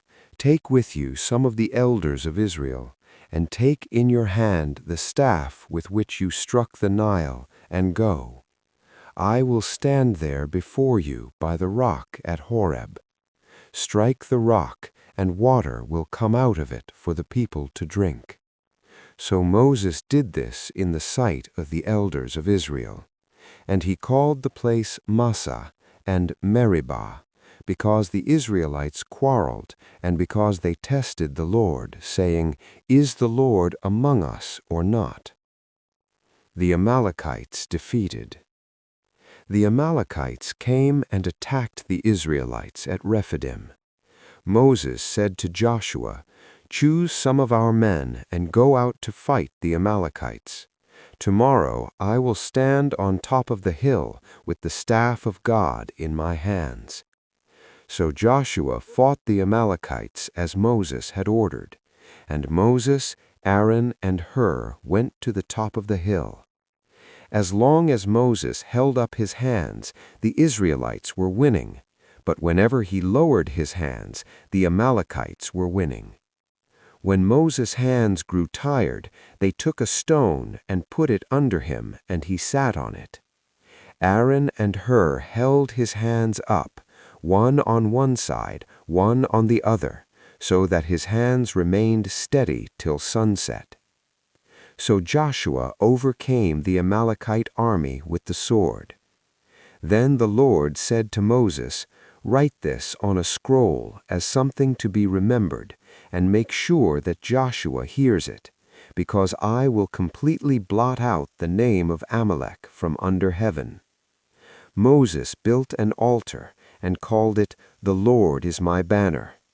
He said, "Because hands were lifted up against the throne of the Lord will be at war against the Amalekites from generation to generation." Exodus 18. Jethro visits Moses. Now Jethro, the priest of Midian and father-in-law of Moses, heard of everything God had done for Moses and for his people Israel, and how the Lord had brought Israel out of Egypt. After Moses had sent away his wife Zipporah, his father-in-law Jethro received her and her 2 sons. One son was named Gershom, for Moses said, "I have become a foreigner in a foreign land." And the other was named Eleazar, for he said, "My father's God was my helper. He saved me from the sword of Pharaoh." Jethro, Moses' father-in-law, together with Moses' sons and wife, came to him in the wilderness where he was camped near the mountain of God. Jethro had sent word to him, "I, your father-in-law Jethro, am coming to you with your wife and her 2 sons." So Moses went out to meet his father-in-law and bowed down and kissed him. They greeted each other and then went into the tent. Moses told his father-in-law about everything the Lord had done to Pharaoh and the Egyptians for Israel's sake, and about all the hardships they had met along the way, and how the Lord had saved them. Jethro was delighted to hear about all the good things the Lord had done for Israel in rescuing them from the hand of the Egyptians. He said, "Praise be to the Lord who rescued you from the hand of the Egyptians and of Pharaoh, and who rescued the people from the hand of the Egyptians. Now I know that the Lord is greater than all other gods, for he did this to those who had treated Israel arrogantly." Then Jethro, Moses' father-in-law, brought a burnt offering and other sacrifices to God, and Aaron came with all the elders of Israel to eat a meal with Moses' father-in-law in the presence of God. The next day Moses took his seat to serve as judge for the people, and they stood around him from morning till evening. When his father-in-law saw all that Moses was doing for the people, he said, "What is this you are doing for the people? Why do you alone sit as judge while all these people stand around you from morning till evening?" Moses answered him, "Because the people come to me to seek God's will. Whenever they have a dispute, it is brought to me, and I decide between the parties and inform them of God's decrees and instructions." Moses' father-in-law replied, "What you are doing is not good. You and these people who come to you will only wear yourselves out. The work is too heavy for you. You cannot handle it alone. Listen now to me, and I will give you some advice, and may God be with you. You must be the people's representative before God and bring their disputes to Him. Teach them His decrees and instructions, and show them the way they are to live and how they are to behave. But select capable men from all the people, men who fear God, trustworthy men who hate dishonest gain, and appoint them as officials over thousands, hundreds, fifties, and tens. Have them serve as judges for the people at all times, but have them bring every difficult case to you. The simple cases they can decide themselves. That will make your load lighter, because they will share it with you. If you do this and God so commands, you will be able to stand the strain, and all these people will go home satisfied." Moses listened to his father-in-law and did everything he said. He chose capable men from all Israel and made them leaders of the people, officials over thousands, hundreds, fifties, and tens. They served as judges for the people at all times. The difficult cases they brought to Moses, but the simple ones they decided themselves. Then Moses sent his father-in-law on his way, and Jethro returned to his own country. Exodus chapter 19. At Mount Sinai. On the first day of the 3rd month after the Israelites left Egypt, on that very day they came to the desert of Sinai. After they set out from Rephidim, they entered the desert of Sinai, and Israel camped there in the desert in front of the mountain. Then Moses went up to God, and the Lord called to him from the mountain and said, "This is what you are to say to the descendants of Jacob, and what you are to tell the people of Israel. You yourselves have seen what I did to Egypt, and how I carried you on eagle's wings and brought you to myself. Now if you obey me fully and keep my covenant, then out of all nations you will be my treasured possession. Although the whole earth is mine, you will be for me a kingdom of priests and a holy nation. These are the words you are to speak to the Israelites." So Moses went back and summoned the elders of the people and set before them all the words the Lord had commanded him to speak. The people all responded together, "We will do everything the Lord has said." So Moses brought their answer back to the Lord. The Lord said to Moses, "I am going to come to you in a dense cloud, so that the people will hear me speaking with you, and will always put their trust in you." Then Moses told the Lord what the people had said. And the Lord said to Moses, "Go to the people, and consecrate them today and tomorrow. Have them wash their clothes, and be ready by the 3rd day, because on that day the Lord will come down on Mount Sinai in the sight of all the people. Put limits for the people around the mountain, and tell them, 'Be careful that you do not approach the mountain or touch the foot of it. Whoever touches the mountain is to be put to death. They are to be stoned or shot with arrows. Not a hand is to be laid on them. No person or animal shall be permitted to live. Only when the ram's horn sounds a long blast may they approach the mountain." After Moses had gone down the mountain to the people, he consecrated them, and they washed their clothes. Then he said to the people, "Prepare yourselves for the 3rd day. Abstain from sexual relations." On the morning of the 3rd day there was thunder and lightning, with a thick cloud over the mountain and a very loud trumpet blast. Everyone in the camp trembled. Then Moses led the people out of the camp to meet with God, and they stood at the foot of the mountain. Mount Sinai was covered with smoke, because the Lord descended on it in fire. The smoke billowed up from it like smoke from a furnace, and the whole mountain trembled violently. As the sound of the trumpet grew louder and louder, Moses spoke, and the voice of God answered him. The Lord descended to the top of Mount Sinai and called Moses to the top of the mountain. So Moses went up, and the Lord said to him, "Go down and warn the people, so they do not force their way through to see the Lord, and many of them perish. Even the priests who approach the Lord must consecrate themselves, or the Lord will break out against them." Moses said to the Lord, "The people cannot come up Mount Sinai, because you yourself warned us, 'Put limits around the mountain and set it apart as holy.'" The Lord replied, "Go down and bring Aaron up with you. But the priests and the people must not force their way through to come up to the Lord, or he will break out against them." So Moses went down to the people and told them. Exodus 20. The 10 Commandments. And God spoke all these words. "I am the Lord your God, who brought you out of Egypt, out of the land of slavery. You shall have no other gods before me.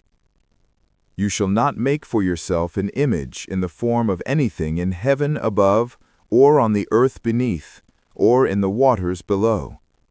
You shall not bow down to them or worship them, for I, the Lord your God, am a jealous God, punishing the children for the sin of the parents to the third and fourth generation of those who hate me, but showing love to 1,000 generations of those who love me and keep my commandments.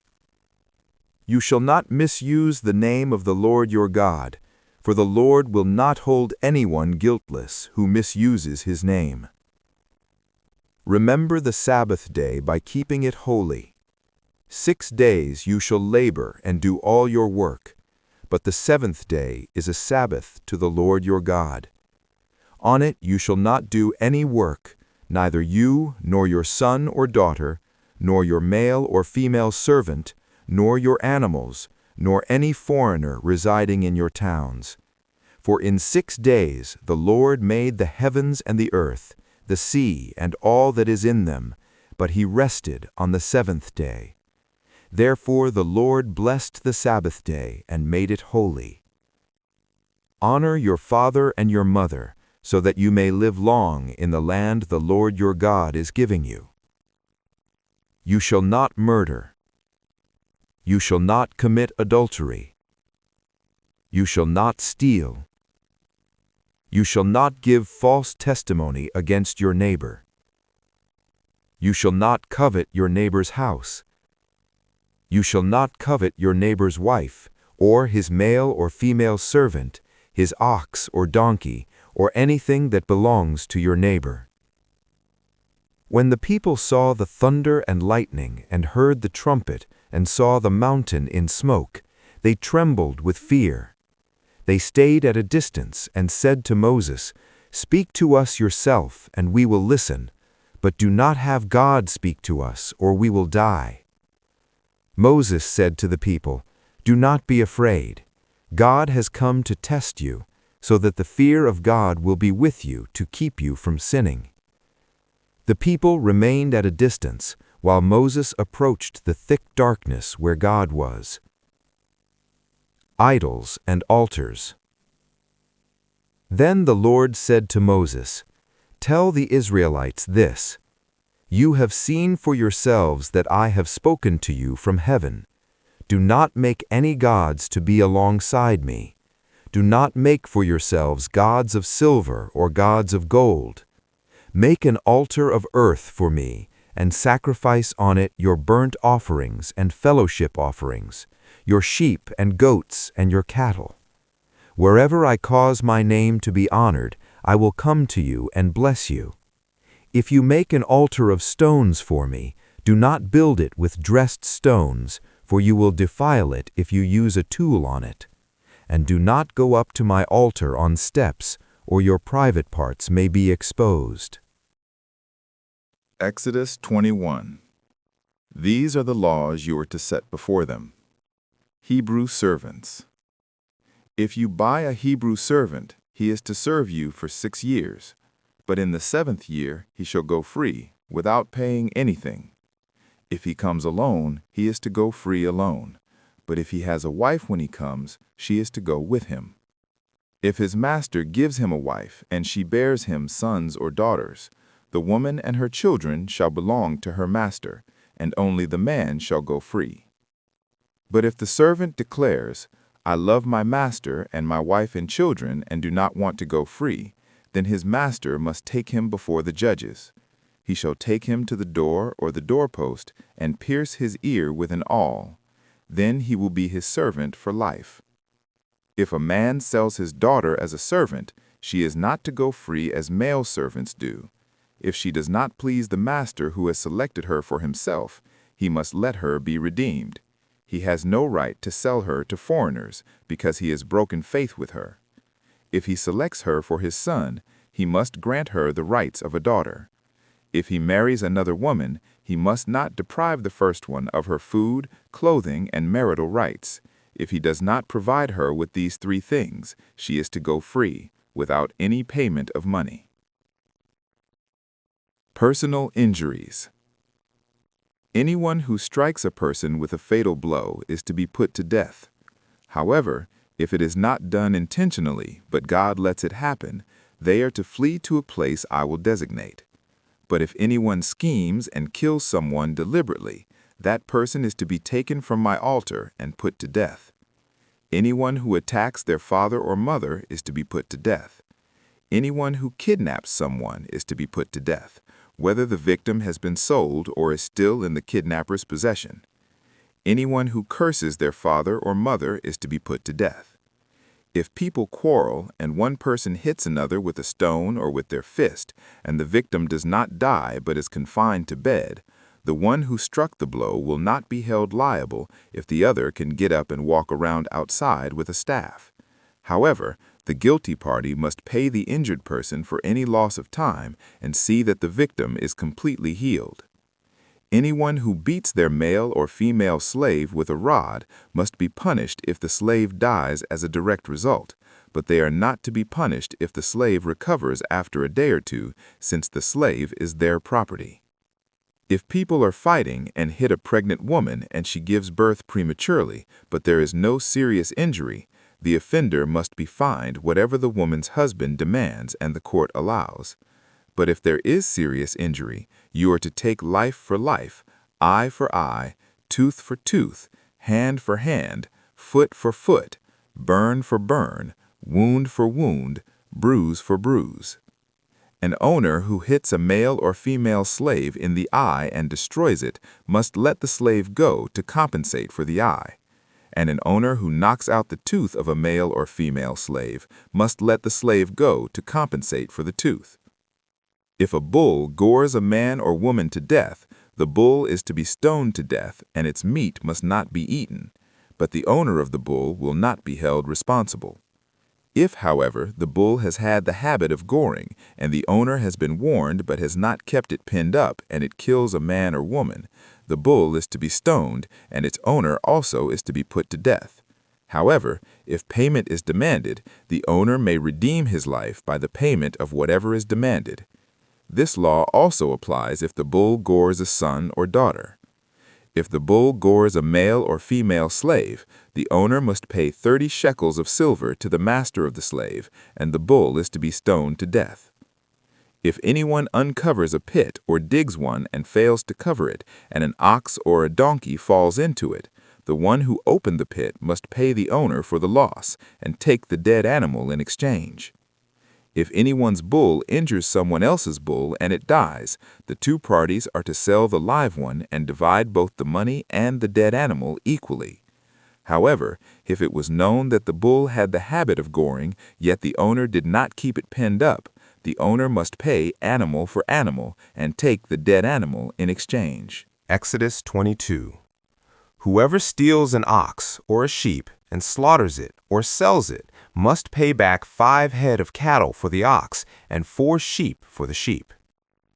If a thief is caught breaking in at night and is struck a fatal blow, the defender is not guilty of bloodshed, but if it happens after sunrise, the defender is guilty of bloodshed. Anyone who steals must certainly make restitution, but if they have nothing, they must be sold to pay for their theft. If the stolen animal is found alive in their possession, whether ox or donkey or sheep, they must pay back double. If anyone grazes their livestock in a field or vineyard and lets them stray and they graze in someone else's field, the offender must make restitution from the best of their own field or vineyard. If a fire breaks out and spreads into thorn bushes so that it burns shocks of grain or standing grain or the whole field, the one who started the fire must make restitution. If anyone gives a neighbor silver or goods for safekeeping and they are stolen from the neighbor's house, the thief, if caught, must pay back double. But if the thief is not found, the owner of the house must appear before the judges, and they must determine whether the owner of the house has laid hands on the other person's property. In all cases of illegal possession of an ox, a donkey, a sheep, a garment, or any other lost property about which somebody says, "This is mine," both parties are to bring their cases before the judges. The one whom the judges declare guilty must pay back double to the other. If anyone gives a donkey, an ox, a sheep, or any other animal to their neighbor for safekeeping, and it dies or is injured or is taken away while no one is looking, the issue between them will be settled by the taking of an oath before the Lord that the neighbor did not lay hands on the other person's property. The owner is to accept this, and no restitution is required.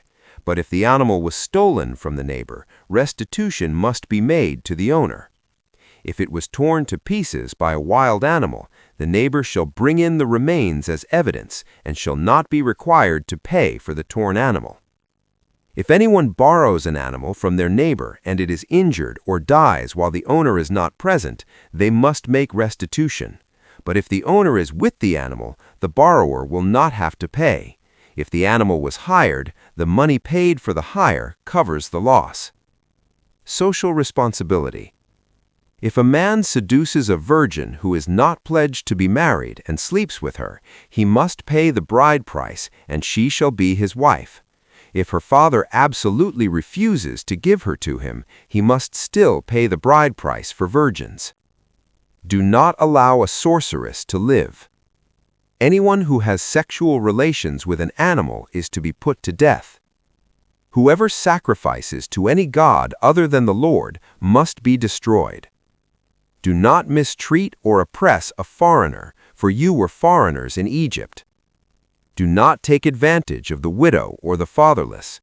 If you do and they cry out to me, I will certainly hear their cry. My anger will be aroused, and I will kill you with the sword. Your wives will become widows, and your children fatherless.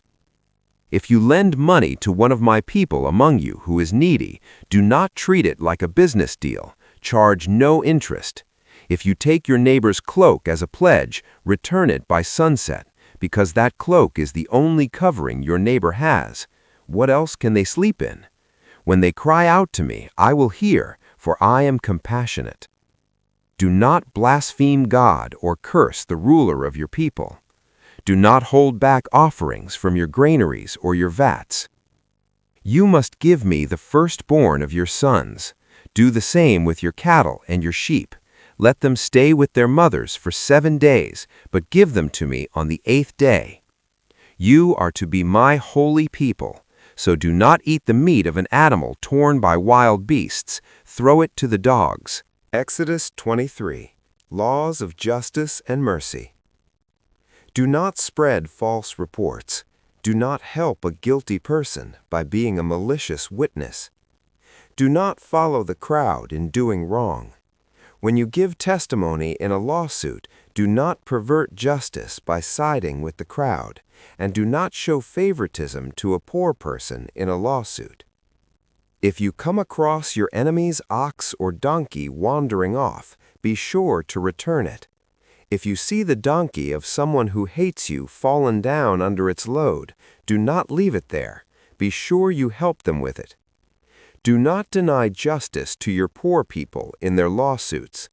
Have nothing to do with a false charge, and do not put an innocent or honest person to death, for I will not acquit the guilty. Do not accept a bribe, for a bribe blinds those who see and twists the words of the innocent.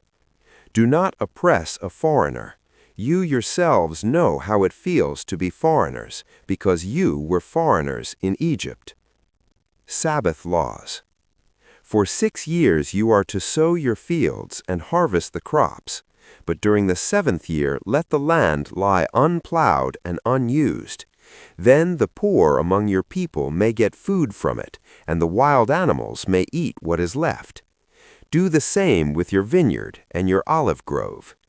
6 days do your work, but on the 7th day do not work, so that your ox and your donkey may rest, and so that the slave born in your household and the foreigner living among you may be refreshed. Be careful to do everything I have said to you. Do not invoke the names of other gods. Do not let them be heard on your lips. The 3 annual festivals. 3 times a year you are to celebrate a festival to me. Celebrate the festival of unleavened bread. For 7 days eat bread made without yeast, as I commanded you. Do this at the appointed time in the month of Aviv, for in that month you came out of Egypt. No one is to appear before me empty-handed. Celebrate the festival of harvest with the first fruits of the crops you sow in your field. Celebrate the festival of ingathering at the end of the year, when you gather in your crops from the field. 3 times a year all the men are to appear before the sovereign Lord. Do not offer the blood of a sacrifice to me along with anything containing yeast. The fat of my festival offerings must not be kept until morning. Bring the best of the firstfruits of your soil to the house of the Lord your God. Do not cook a young goat in its mother's milk. God's angel to prepare the way. See, I am sending an angel ahead of you to guard you along the way and to bring you to the place I have prepared. Pay attention to him and listen to what he says. Do not rebel against him. He will not forgive your rebellion, since my name is in him. If you listen carefully to what he says and do all that I say, I will be an enemy to your enemies and will oppose those who oppose you. My angel will go ahead of you and bring you into the land of the Amorites, Hittites, Perizzites, Canaanites, Hivites, and Jebusites, and I will wipe them out. Do not bow down before their gods or worship them or follow their practices. You must demolish them and break their sacred stones to pieces. Worship the Lord your God, and his blessing will be on your food and water. I will take away sickness from among you, and none will miscarry or be barren in your land. I will give you a full lifespan. I will send my terror ahead of you and throw into confusion every nation you encounter. I will make all your enemies turn their backs and run. I will send the hornet ahead of you to drive the Hivites, Canaanites, and Hittites out of your way. But I will not drive them out in a single year, because the land would become desolate and the wild animals too numerous for you. Little by little I will drive them out before you, until you have increased enough to take possession of the land. I will establish your borders from the Red Sea to the Mediterranean Sea, and from the desert to the Euphrates River. I will give into your hands the people who live in the land, and you will drive them out before you. Do not make a covenant with them or with their gods. Do not let them live in your land, or they will cause you to sin against me, because the worship of their gods will certainly be a snare to you. Exodus 24. The covenant confirmed. Then the Lord said to Moses, "Come up to the Lord, you and Aaron, Nadab and Abihu, and 70 of the elders of Israel. You are to worship at a distance, but Moses alone is to approach the Lord. The others must not come near, and the people may not come up with him." When Moses went and told the people all the Lord's words and laws, they responded with one voice, "Everything the Lord has said we will do." Moses then wrote down everything the Lord had said. He got up early the next morning and built an altar at the foot of the mountain and set up 12 stone pillars representing the 12 tribes of Israel. Then he sent young Israelite men, and they offered burnt offerings and sacrificed young bulls as fellowship offerings to the Lord. Moses took half of the blood and put it in bowls, and the other half he splashed against the altar. Then he took the book of the covenant and read it to the people. They responded, "We will do everything the Lord has said. We will obey." Moses then took the blood, sprinkled it on the people, and said, "This is the blood of the covenant that the Lord has made with you in accordance with all these words." Moses and Aaron, Nadab and Abihu, and the 70 elders of Israel went up and saw the God of Israel. Under his feet was something like a pavement made of lapis lazuli, as bright blue as the sky. But God did not raise his hand against these leaders of the Israelites. They saw God, and they ate and drank. The Lord said to Moses, "Come up to me on the mountain and stay here, and I will give you the tablets of stone with the law and commandments I have written for their instruction." Then Moses set out with Joshua his aide, and Moses went up on the mountain of God. He said to the elders, "Wait here for us until we come back to you. Aaron and Hur are with you, and anyone involved in a dispute can go to them." When Moses went up on the mountain, the cloud covered it, and the glory of the Lord settled on Mount Sinai. For 6 days the cloud covered the mountain, and on the 7th day the Lord called to Moses from within the cloud. To the Israelites, the glory of the Lord looked like a consuming fire on top of the mountain. Then Moses entered the cloud as he went on up the mountain, and he stayed on the mountain 40 days and 40 nights. Exodus 25. Offerings for the tabernacle. The Lord said to Moses, "Tell the Israelites to bring me an offering. You are to receive the offering from me from everyone whose heart prompts them to give.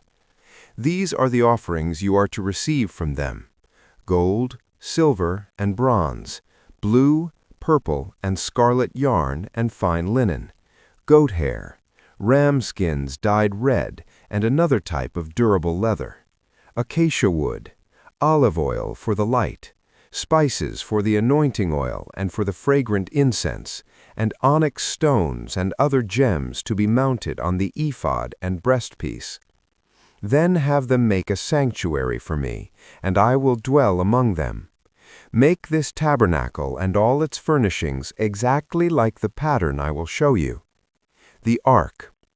Have them make an ark of acacia wood, 2½ cubits long, 1.5 cubits wide, and 1.5 cubits high. Overlay it with pure gold, both inside and out, and make a gold molding around it. Cast 4 gold rings for it, and fasten them to its 4 feet, with 2 rings on one side and 2 rings on the other. Then make poles of acacia wood, and overlay them with gold.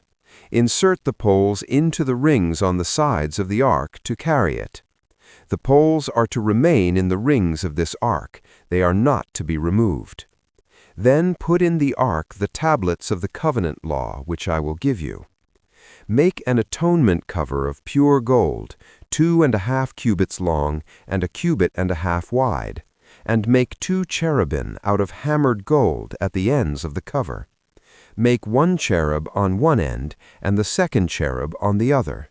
Make the cherubim of one piece with the cover at the 2 ends. The cherubim are to have their wings spread upward, overshadowing the cover with them. The cherubim are to face each other, looking toward the cover. Place the cover on top of the ark, and put in the ark the tablets of the covenant law that I will give you. There, above the cover, between the 2 cherubim that are over the ark of the covenant law, I will meet with you and give you all my commands for the Israelites. The table. Make a table of acacia wood, 2 cubits long, 1 cubit wide, and 1.5 cubits high. Overlay it with pure gold, and make a gold molding around it. Also make around it a rim a handbreadth wide, and put a gold molding on the rim. Make 4 gold rings for the table, and fasten them to the 4 corners where the 4 legs are. The rings are to be close to the rim to hold the poles used in carrying the table. Make the poles of acacia wood, overlay them with gold, and carry the table with them. And make its plates and dishes of pure gold, as well as its pitchers and bowls for the pouring out of offerings. Put the bread of the presence on this table, to be before me at all times. The lampstand. Make a lampstand of pure gold. Hammer out its base and shaft, and make its flower-like cups, buds, and blossoms of one piece with them. 6 branches are to extend from the sides of the lampstand, 3 on one side and 3 on the other. 3 cups shaped like almond flowers with buds and blossoms are to be on one branch, 3 on the next branch, and the same for all 6 branches extending from the lampstand. And on the lampstand there are to be 4 cups shaped like almond flowers with buds and blossoms. One bud shall be under the first pair of branches extending from the lampstand, a second bud under the second pair, and a third bud under the third pair, 6 branches in all. The buds and branches shall all be of one piece with the lampstand, hammered out of pure gold. Then make it 7 lamps and set them up on it so that they light the space in front of it. Its wick trimmers and trays are to be of pure gold. A talent of pure gold is to be used for the lampstand and all these accessories. See that you make them according to the pattern shown you on the mountain. Exodus 26, the Tabernacle.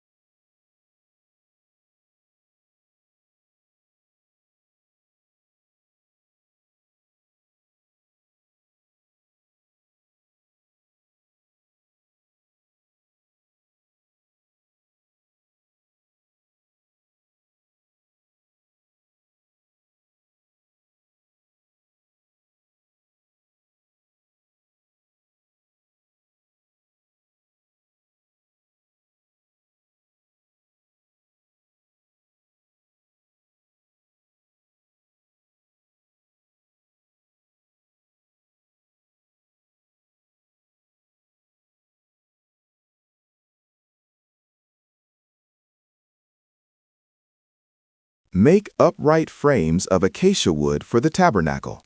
Each frame is to be 10 cubits long and a cubit and a half wide, with 2 projections set parallel to each other. Make all the frames of the tabernacle in this way. Make 20 frames for the south side of the tabernacle, and make 40 silver bases to go under them, 2 bases for each frame, 1 under each projection. For the other side, the north side of the tabernacle, make 20 frames and 40 silver bases, 2 under each frame. Make 6 frames for the far end, that is, the west end of the tabernacle, and make 2 frames for the corners at the far end. At these 2 corners they must be double from the bottom all the way to the top, and fitted into a single ring. Both shall be like that. So there will be 8 frames and 16 silver bases, 2 under each frame. Also make crossbars of acacia wood, 5 for the frames on one side of the tabernacle, 5 for those on the other side, and 5 for the frames on the west, at the far end of the tabernacle. The center crossbar is to extend from end to end at the middle of the frames. Overlay the frames with gold, and make gold rings to hold the crossbars. Also overlay the crossbars with gold. Set up the tabernacle according to the plan shown you on the mountain. Make a curtain of blue, purple, and scarlet yarn and finely twisted linen, with cherubim woven into it by a skilled worker. Hang it with gold hooks on 4 posts of acacia wood overlaid with gold and standing on 4 silver bases. Hang the curtain from the clasps and place the Ark of the Covenant Law behind the curtain. The curtain will separate the holy place from the most holy place.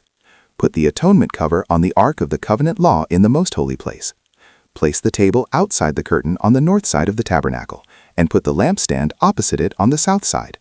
For the entrance to the tent, make a curtain of blue, purple, and scarlet yarn and finely twisted linen, the work of an embroiderer. Make gold hooks for this curtain and 5 posts of acacia wood overlaid with gold, and cast 5 bronze bases for them. Exodus 27, the altar of burnt offering. Build an altar of acacia wood, 3 cubits high. It is to be square, 5 cubits long and 5 cubits wide. Make a horn at each of the 4 corners, so that the horns and the altar are of one piece, and overlay the altar with bronze. Make all its utensils of bronze, its pots to remove the ashes, and its shovels, sprinkling bowls, meat forks, and fire pans. Make a grating for it, a bronze network, and make a bronze ring at each of the 4 corners of the network. Put it under the ledge of the altar, so that it is halfway up the altar. Make poles of acacia wood for the altar and overlay them with bronze. The poles are to be inserted into the rings, so they will be on 2 sides of the altar when it is carried. Make the altar hollow, out of boards. It is to be made just as you were shown on the mountain. The courtyard. Make a courtyard for the tabernacle. The south side shall be 100 cubits long, and is to have curtains of finely twisted linen, with 20 posts and 20 bronze bases, and with silver hooks and bands on the posts. The north side shall also be 100 cubits long, and is to have curtains with 20 posts and 20 bronze bases, and with silver hooks and bands on the posts. The west end of the courtyard shall be 50 cubits wide, and have curtains with 10 posts and 10 bases. On the east end, toward the sunrise, the courtyard shall also be 50 cubits wide. Curtains 15 cubits long are to be on one side of the entrance, with 3 posts and 3 bases, and curtains 15 cubits long are to be on the other side, with 3 posts and 3 bases. For the entrance to the courtyard, provide a curtain 20 cubits long, of blue, purple, and scarlet yarn, and finely twisted linen, the work of an embroiderer, with 4 posts and 4 bases. All the posts around the courtyard are to have silver bands and hooks and bronze bases. The courtyard shall be 100 cubits long and 50 cubits wide, with curtains of finely twisted linen 5 cubits high, and with bronze bases.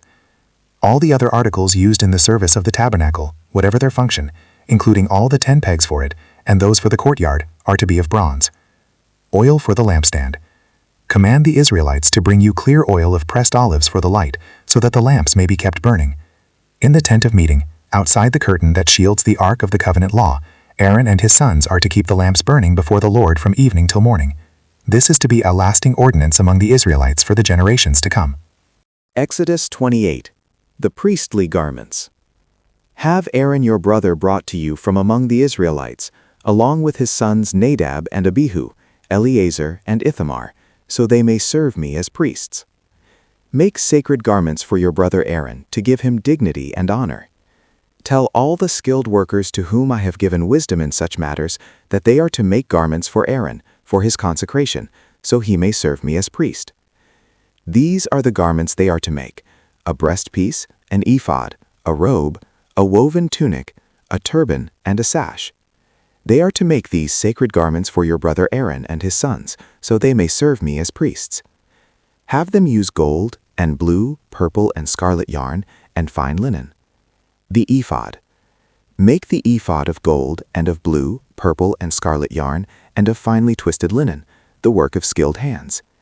It is to have 2 shoulder pieces attached to 2 of its corners, so it can be fastened.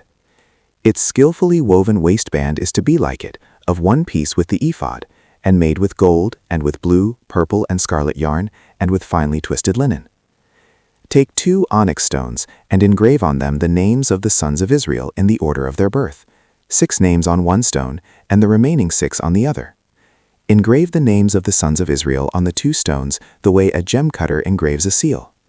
Then mount the stones in gold filigree settings, and fasten them on the shoulder pieces of the ephod, as memorial stones for the sons of Israel. Aaron is to bear the names on his shoulders as a memorial before the Lord. Make gold filigree settings and 2 braided chains of pure gold, like a rope, and attach the chains to the settings. The breastpiece. Fashion a breastpiece for making decisions, the work of skilled hands. Make it like the ephod, of gold and of blue, purple, and scarlet yarn, and of finely twisted linen. It is to be square, a span long and a span wide, and folded double. Then mount 4 rows of precious stones on it. The first row shall be carnelian, chrysolite, and beryl. The second row shall be turquoise, lapis lazuli, and emerald. The third row shall be jacinth, agate, and amethyst. The fourth row shall be topaz, onyx, and jasper. Mount them in gold filigree settings. There are to be 12 stones, 1 for each of the names of the sons of Israel, each engraved like a seal with the name of one of the 12 tribes. For the breastpiece, make braided chains of pure gold, like a rope. Make 2 gold rings for it, and fasten them to 2 corners of the breastpiece. Fasten the 2 gold chains to the rings at the corners of the breastpiece, and the other ends of the chains to the 2 settings, attaching them to the shoulder pieces of the ephod at the front. Make 2 gold rings and attach them to the other 2 corners of the breastpiece on the inside edge next to the ephod. Make 2 more gold rings and attach them to the bottom of the shoulder pieces on the front of the ephod, close to the seam just above the waistband of the ephod. The rings of the breastpiece are to be tied to the rings of the ephod with blue cord, connecting it to the waistband, so that the breastpiece will not swing out from the ephod. Whenever Aaron enters the holy place, he will bear the names of the sons of Israel over his heart on the breastpiece of decision as a continuing memorial before the Lord. Also put the Urim and the Thummim in the breastpiece, so they may be over Aaron's heart whenever he enters the presence of the Lord. Thus Aaron will always bear the means of making decisions for the Israelites over his heart before the Lord. Other priestly garments. Make the robe of the ephod entirely of blue cloth, with an opening for the head in its center. There shall be a woven edge like a collar around this opening, so that it will not tear. Make pomegranates of blue, purple, and scarlet yarn around the hem of the robe, with gold bells between them. The gold bells and the pomegranates are to alternate around the hem of the robe. Aaron must wear it when he ministers. The sound of the bells will be heard when he enters the holy place before the Lord, and when he comes out, so that he will not die. Make a plate of pure gold and engrave on it as on a seal, holy to the Lord. Fasten a blue cord to it to attach it to the turban. It is to be on the front of the turban. It will be on Aaron's forehead, and he will bear the guilt involved in the sacred gifts the Israelites consecrate, whatever their gifts may be. It will be on Aaron's forehead continually so that they will be acceptable to the Lord. Weave the tunic of fine linen, and make the turban of fine linen. The sash is to be the work of an embroiderer. Make tunics, sashes, and caps for Aaron's sons, to give them dignity and honor. After you put these clothes on your brother Aaron and his sons, anoint and ordain them. Consecrate them so they may serve me as priests.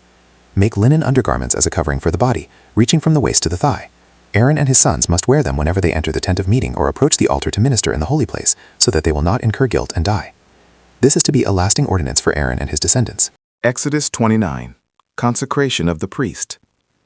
This is what you are to do to consecrate them, so they may serve me as priests. Take a young bull and 2 rams without defect. And from the finest wheat flour, make round loaves without yeast, thick loaves without yeast and with olive oil mixed in, and thin loaves without yeast and brushed with olive oil. Put them in a basket and present them along with the bull and the 2 rams. Then bring Aaron and his sons to the entrance to the tent of meeting and wash them with water. Take the garments and dress Aaron with the tunic, the robe of the ephod itself, and the breastpiece. Fasten the ephod on him by its skillfully woven waistband. Put the turban on his head and attach the sacred emblem to the turban. Take the anointing oil and anoint him by pouring it on his head. Bring his sons and dress them in tunics and fasten caps on them. Then tie sashes on Aaron and his sons. The priesthood is theirs by a lasting ordinance. Then you shall ordain Aaron and his sons. Bring the bull to the front of the tent of meeting, and Aaron and his sons shall lay their hands on its head. Slaughter it in the Lord's presence at the entrance to the tent of meeting. Take some of the bull's blood and put it on the horns of the altar with your finger, and pour out the rest of it at the base of the altar. Then take all the fat on the internal organs, the long lobe of the liver, and both kidneys with the fat on them, and burn them on the altar. But burn the bull's flesh and its hide and its intestines outside the camp. It is a sin offering. Take one of the rams, and Aaron and his sons shall lay their hands on its head. Slaughter it and take the blood and splash it against the sides of the altar. Cut the ram into pieces and wash the internal organs and the legs, putting them with the head and the other pieces. Then burn the entire ram on the altar. It is a burnt offering to the Lord, a pleasing aroma, a food offering presented to the Lord. Take the other ram, and Aaron and his sons shall lay their hands on its head.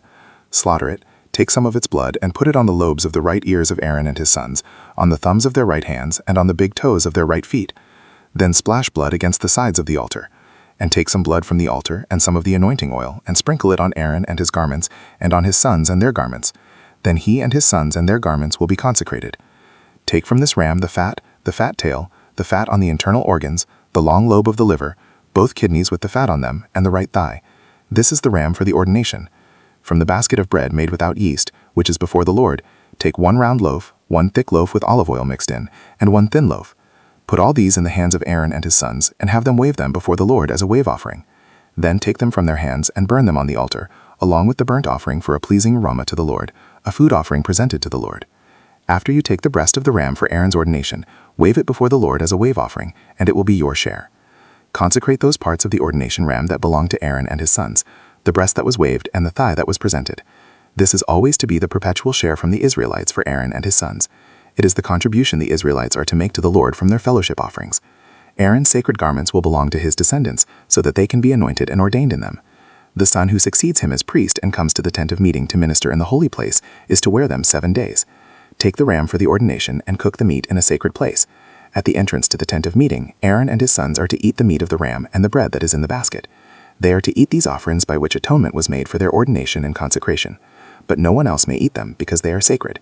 And if any of the meat of the ordination ram or any bread is left over till morning, burn it up. It must not be eaten, because it is sacred. Do for Aaron and his sons everything I have commanded you. taking 7 days to ordain them. Sacrifice a bull each day as a sin offering to make atonement. Purify the altar by making atonement for it, and anoint it to consecrate it. For 7 days make atonement for the altar and consecrate it. Then the altar will be most holy, and whatever touches it will be holy. This is what you are to offer on the altar regularly each day, 2 lambs a year old. Offer one in the morning and the other at twilight. With the first lamb offer 1/10 of an ephah of the finest flour mixed with 1/4 of a hin of oil from test olives, and 1/4 of a hin of wine as a drink offering. Sacrifice the other lamb at twilight with the same grain offering and its drink offering as in the morning, a pleasing aroma, a food offering presented to the Lord. For the generations to come, this burnt offering is to be made regularly at the entrance to the tent of meeting, before the Lord. There I will meet you and speak to you. There also I will meet with the Israelites, and the place will be consecrated by my glory. So I will consecrate the tent of meeting and the altar, and will consecrate Aaron and his sons to serve me as priests. Then I will dwell among the Israelites and be their God. They will know that I am the Lord their God, who brought them out of Egypt so that I might dwell among them. I am the Lord their God. Exodus 30. The altar of incense. Make an altar of acacia wood for burning incense. It is to be square, 1 cubit long and 1 cubit wide, and 2 cubits high, its horns of 1 piece with it. Overlay the top and all the sides and the horns with pure gold, and make a gold molding around it. Make 2 gold rings for the altar below the molding, 2 on each of the opposite sides, to hold the poles used to carry it. Make the poles of acacia wood, and overlay them with gold. Put the altar in front of the curtain that shields the Ark of the Covenant Law, before the atonement cover that is over the tablets of the covenant law, where I will meet with you. Aaron must burn fragrant incense on the altar every morning when he tends the lamps. He must burn incense again when he lights the lamps at twilight, so incense will burn regularly before the Lord for the generations to come. Do not offer on this altar any other incense, or any burnt offering or grain offering, and do not pour a drink offering on it. Once a year Aaron shall make atonement on its horns. This annual atonement must be made with the blood of the atoning sin offering for the generations to come. It is most holy to the Lord. Atonement money. Then the Lord said to Moses, "When you take a census of the Israelites to count them, each one must pay the Lord a ransom for his life at the time he is counted. Then no plague will come on them when you number them. Each one who crosses over to those already counted is to give a half shekel, according to the sanctuary shekel, which weighs 20 gerahs. This half shekel is an offering to the Lord. All who cross over, those 20 years old or more, are to give an offering to the Lord. The rich are not to give more than a half shekel, and the poor are not to give less when you make the offering to the Lord to atone for your lives. Receive the atonement money from the Israelites and use it for the service of the tent of meeting.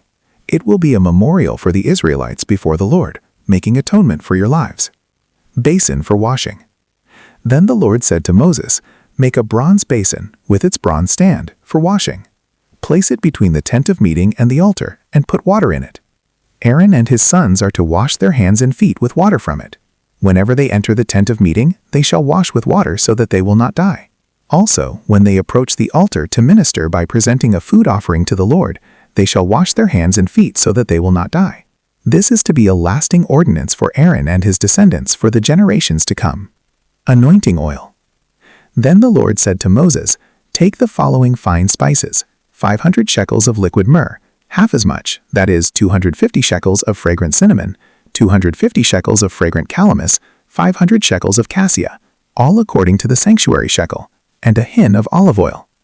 Make these into a sacred anointing oil, a fragrant blend, the work of a perfumer. It will be the sacred anointing oil.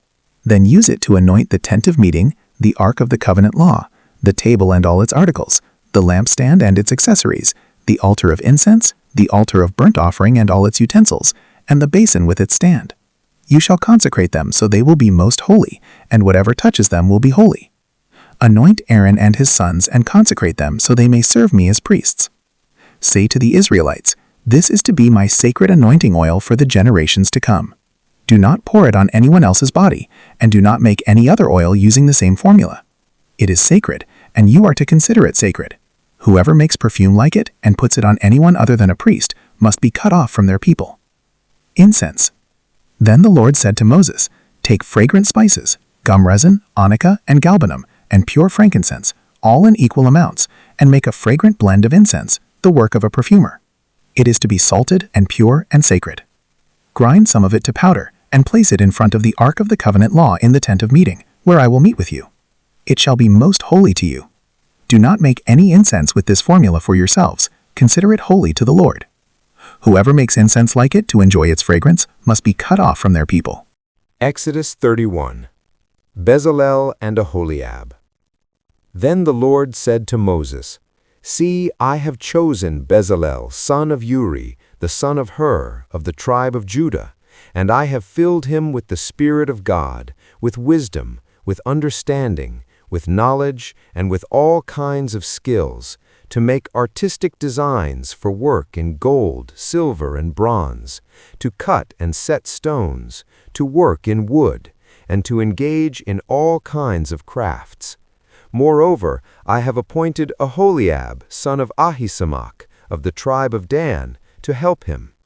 Also I have given ability to all the skilled workers to make everything I have commanded you, the tent of meeting, the ark of the covenant law with the atonement cover on it, and all the other furnishings of the tent, the table and its articles, the pure gold lampstand and all its accessories, the altar of incense, the altar of burnt offering and all its utensils, the basin with its stand, and also the woven garments, both the sacred garments for Aaron the priest and the garments for his sons when they serve as priests, and the anointing oil and fragrant incense for the holy place.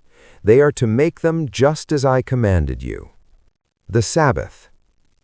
Then the Lord said to Moses, Say to the Israelites, You must observe my Sabbaths. This will be a sign between me and you for the generations to come, so you may know that I am the Lord, who makes you holy. Observe the Sabbath, because it is holy to you.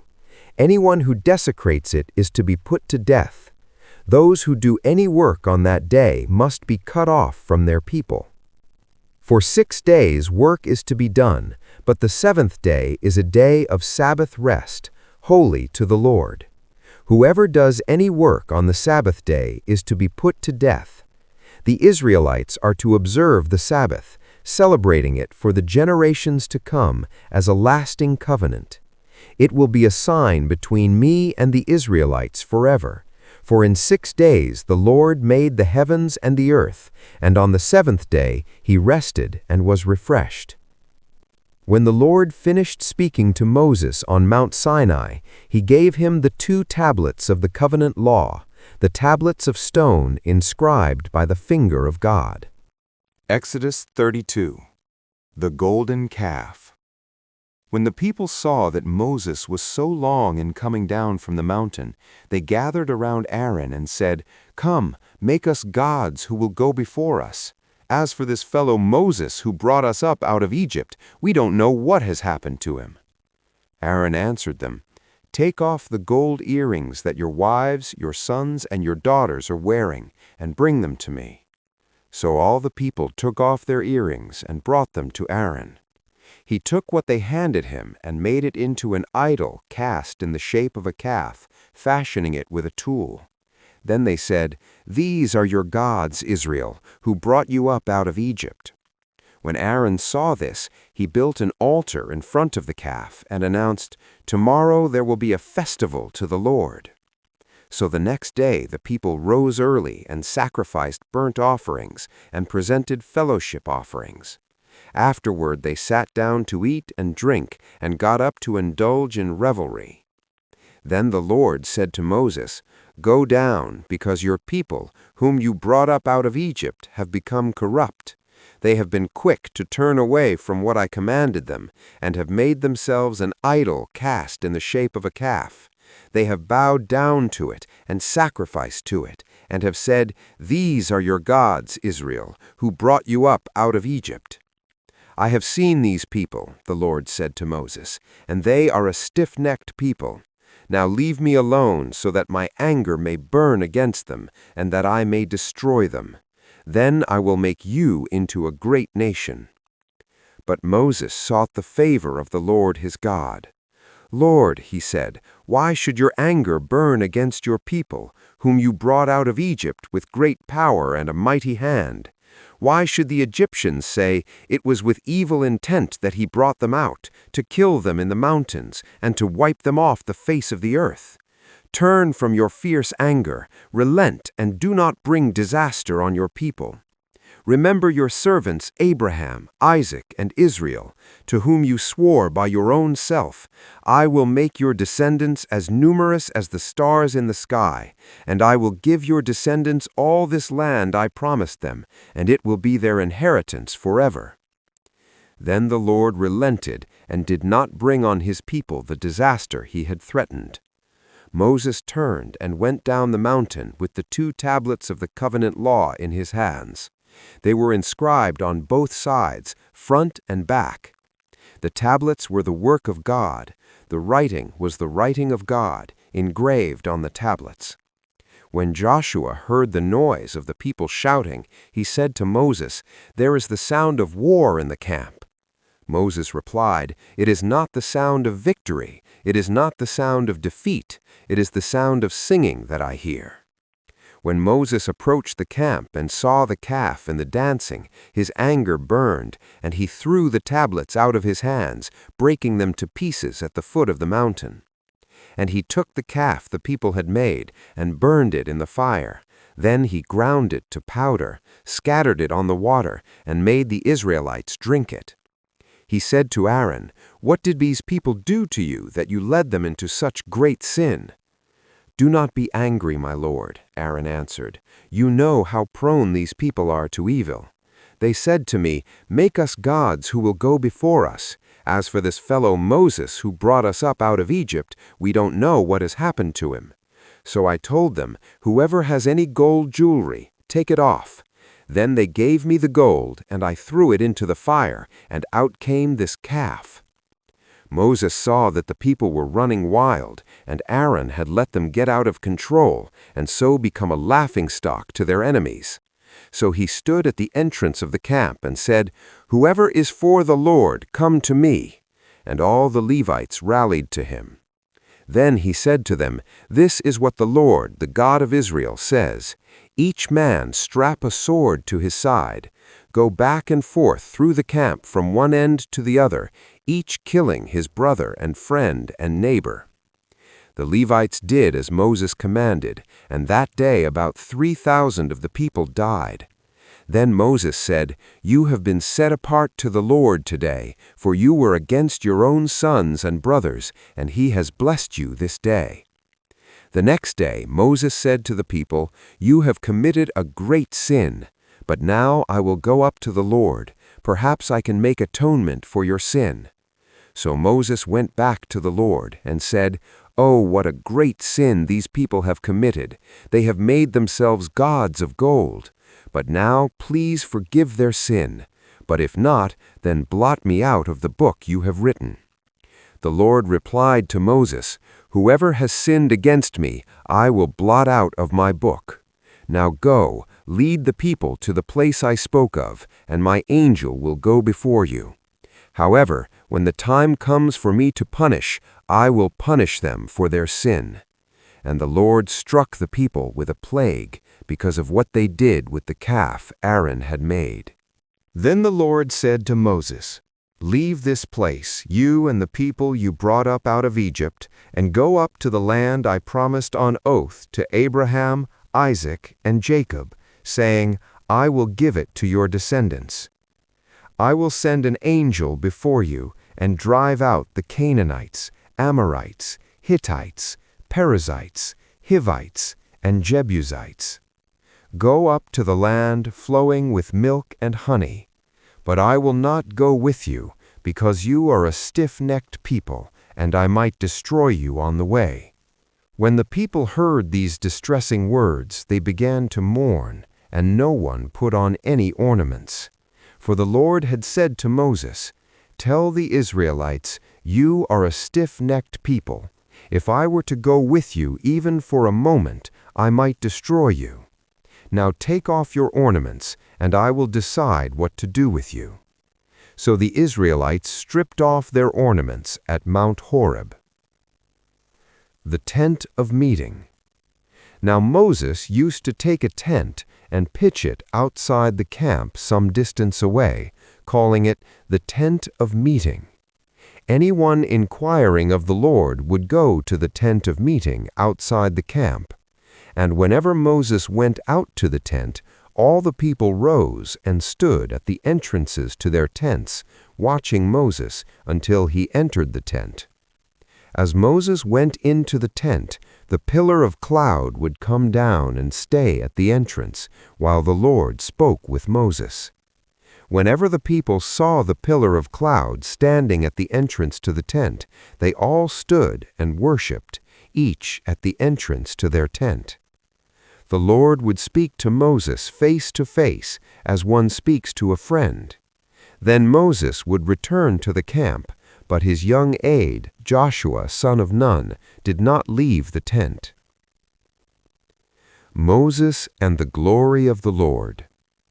Moses said to the Lord, "You have been telling me, 'Lead these people,' but you have not let me know whom you will send with me. You have said, 'I know you by name,' and you have found favor with me.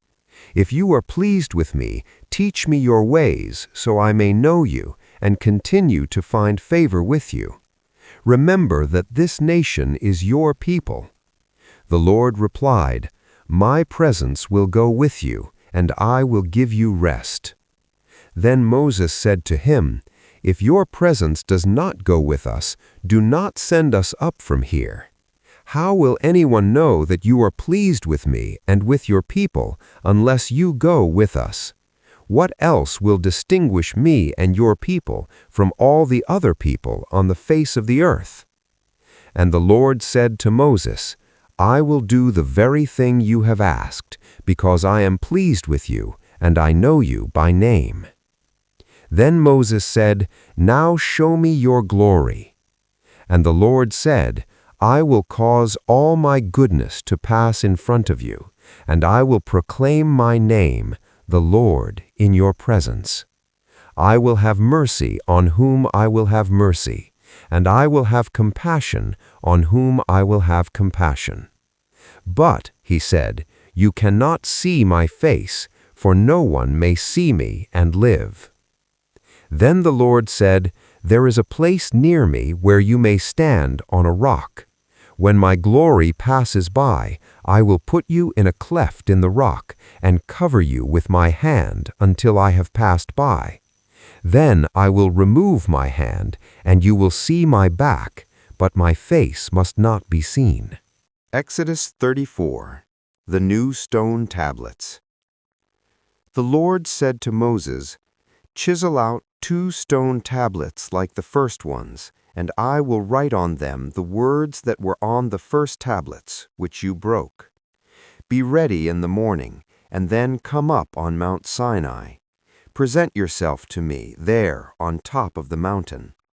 No one is to come with you or be seen anywhere on the mountain. Not even the flocks and herds may graze in front of the mountain." So Moses chiseled out 2 stone tablets like the first ones, and went up Mount Sinai early in the morning, as the Lord had commanded him, and he carried the 2 stone tablets in his hands. Then the Lord came down in the cloud, and stood there with him, and proclaimed his name, the Lord. And he passed in front of Moses, proclaiming, the Lord, the compassionate and gracious God, slow to anger, abounding in love and faithfulness, maintaining love to thousands, and forgiving wickedness, rebellion, and sin. Yet he does not leave the guilty unpunished. He punishes the children and their children for the sin of the parents, to the 3rd and 4th generation.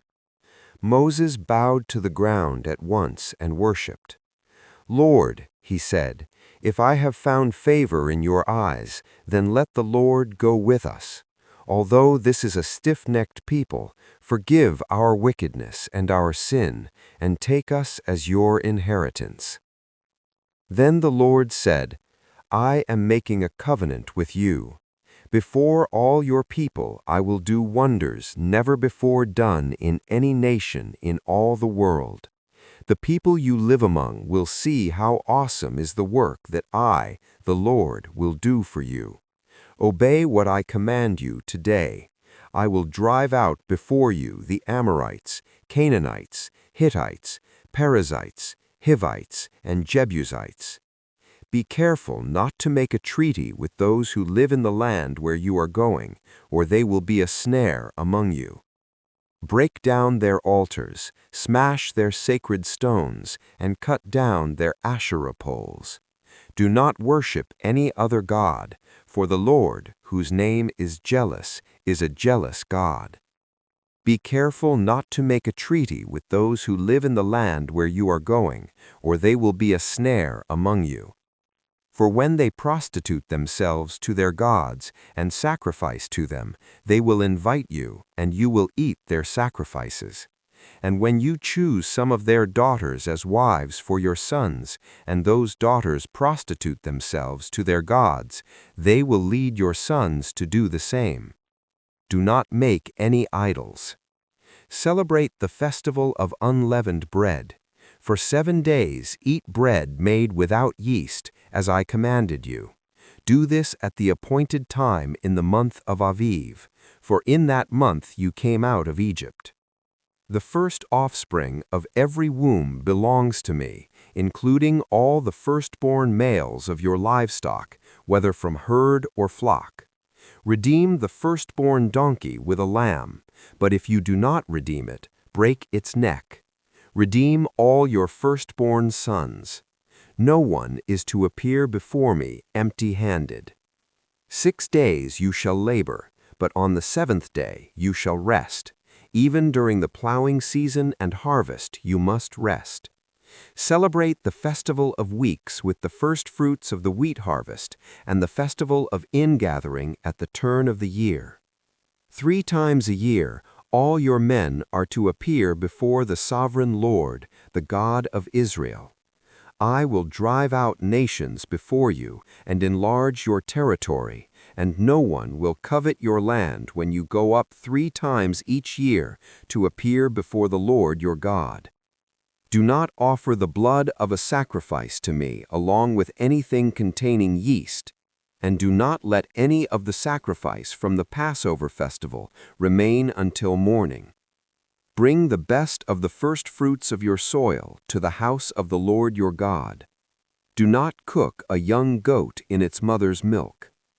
Then the Lord said to Moses, "Write down these words, for in accordance with these words I have made a covenant with you and with Israel." Moses was there with the Lord 40 days and 40 nights, without eating bread or drinking water. And he wrote on the tablets the words of the covenant, the 10 Commandments. The radiant face of Moses. When Moses came down from Mount Sinai with the 2 tablets of the covenant law in his hands, he was not aware that his face was radiant because he had spoken with the Lord. When Aaron and all the Israelites saw Moses, his face was radiant, and they were afraid to come near him.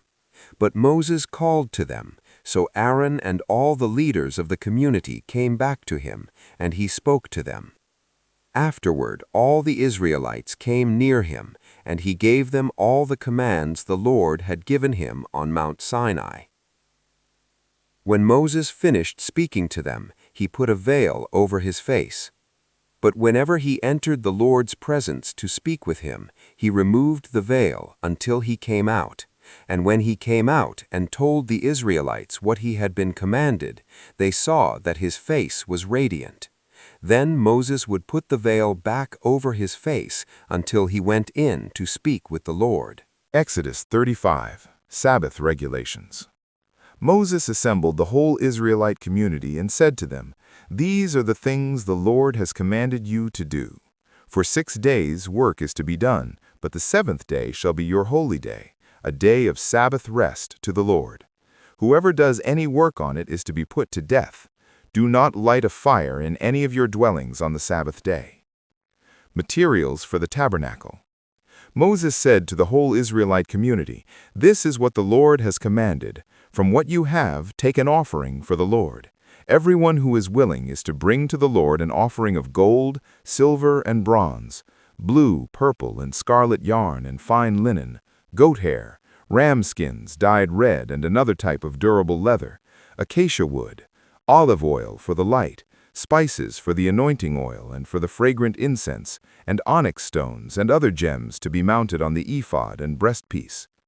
All who are skilled among you are to come and make everything the Lord has commanded: the tabernacle with its tent and its covering, clasps, frames, crossbars, posts, and bases, the ark with its poles and the atonement cover and the curtain that shields it, the table with its poles and all its articles and the bread of the presence, the lampstand that is for light with its accessories, lamps and oil for the light, the altar of incense with its poles, the anointing oil and the fragrant incense, the curtain for the doorway at the entrance to the tabernacle, the altar of burnt offering with its bronze grating, its poles and all its utensils, the bronze basin with its stand, the curtains of the courtyard with its posts and bases, and the curtain for the entrance to the courtyard, the tent pegs for the tabernacle and for the courtyard and their ropes, the woven garments worn for ministering in the sanctuary, both the sacred garments for Aaron the priest and the garments for his sons when they serve as priests.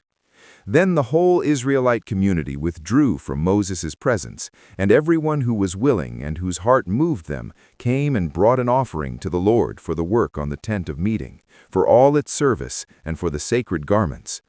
All who were willing, men and women alike, came and brought gold jewelry of all kinds, brooches, earrings, rings, and ornaments. They all presented their gold as a wave offering to the Lord. Everyone who had blue, purple, or scarlet yarn or fine linen, or goat hair, ram skins dyed red or the other durable leather, brought them.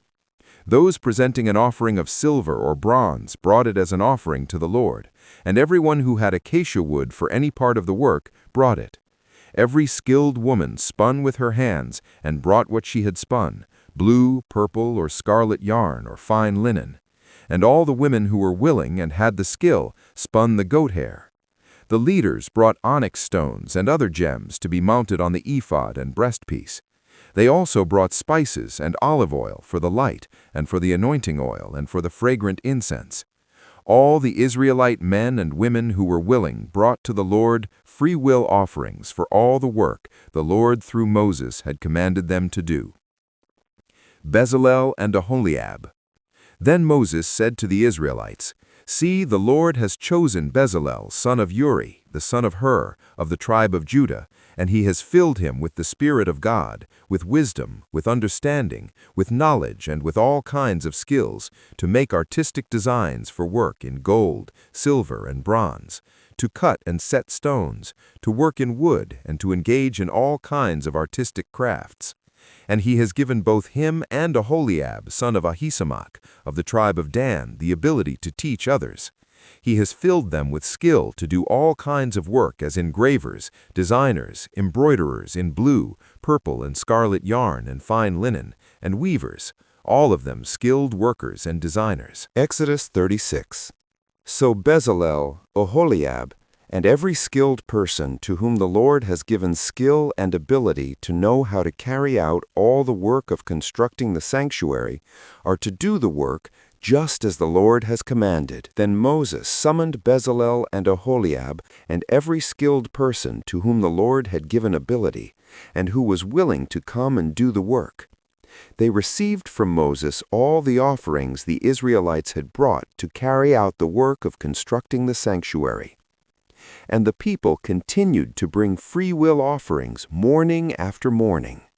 So all the skilled workers who were doing all the work on the sanctuary left what they were doing and said to Moses, "The people are bringing more than enough for doing the work the Lord commanded to be done." Then Moses gave an order, and they sent this word throughout the camp: "No man or woman is to make anything else as an offering for the sanctuary." And so the people were restrained from bringing more, because what they already had was more than enough to do all the work. The Tabernacle. All those who were skilled among the workers made the tabernacle with 10 curtains of finely twisted linen, and blue, purple, and scarlet yarn, with cherubim woven into them by expert hands. All the curtains were the same size, 28 cubits long and 4 cubits wide. They joined 5 of the curtains together and did the same with the other 5. Then they made loops of blue material along the edge of the end curtain in one set, and the same was done with the end curtain in the other set. They also made 50 loops on one curtain and 50 loops on the end curtain of the other set, with the loops opposite each other. Then they made 50 gold clasps and used them to fasten the 2 sets of curtains together so that the tabernacle was a unit. They made curtains of goat hair for the tent over the tabernacle, 11 altogether. All 11 curtains were the same size, 30 cubits long and 4 cubits wide. They joined 5 of the curtains into one set and the other 6 into another set. Then they made 50 loops along the edge of the end curtain in one set and also along the edge of the end curtain in the other set. They made 50 bronze clasps to fasten the tent together as a unit. Then they made for the tent a covering of ram skins dyed red, and over that a covering of the other durable leather. They made upright frames of acacia wood for the tabernacle.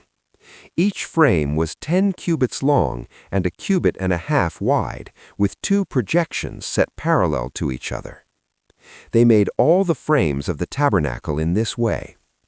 They made 20 frames for the south side of the tabernacle and made 40 silver bases to go under them, 2 bases for each frame, 1 under each projection. For the other side, the north side of the tabernacle, they made 20 frames and 40 silver bases, 2 under each frame. They made 6 frames for the far end, that is, the west end of the tabernacle, and 2 frames were made for the corners of the tabernacle at the far end. At these 2 corners, the frames were double from the bottom all the way to the top and fitted into a single ring. Both were made alike. So there were 8 frames and 16 silver bases, 2 under each frame.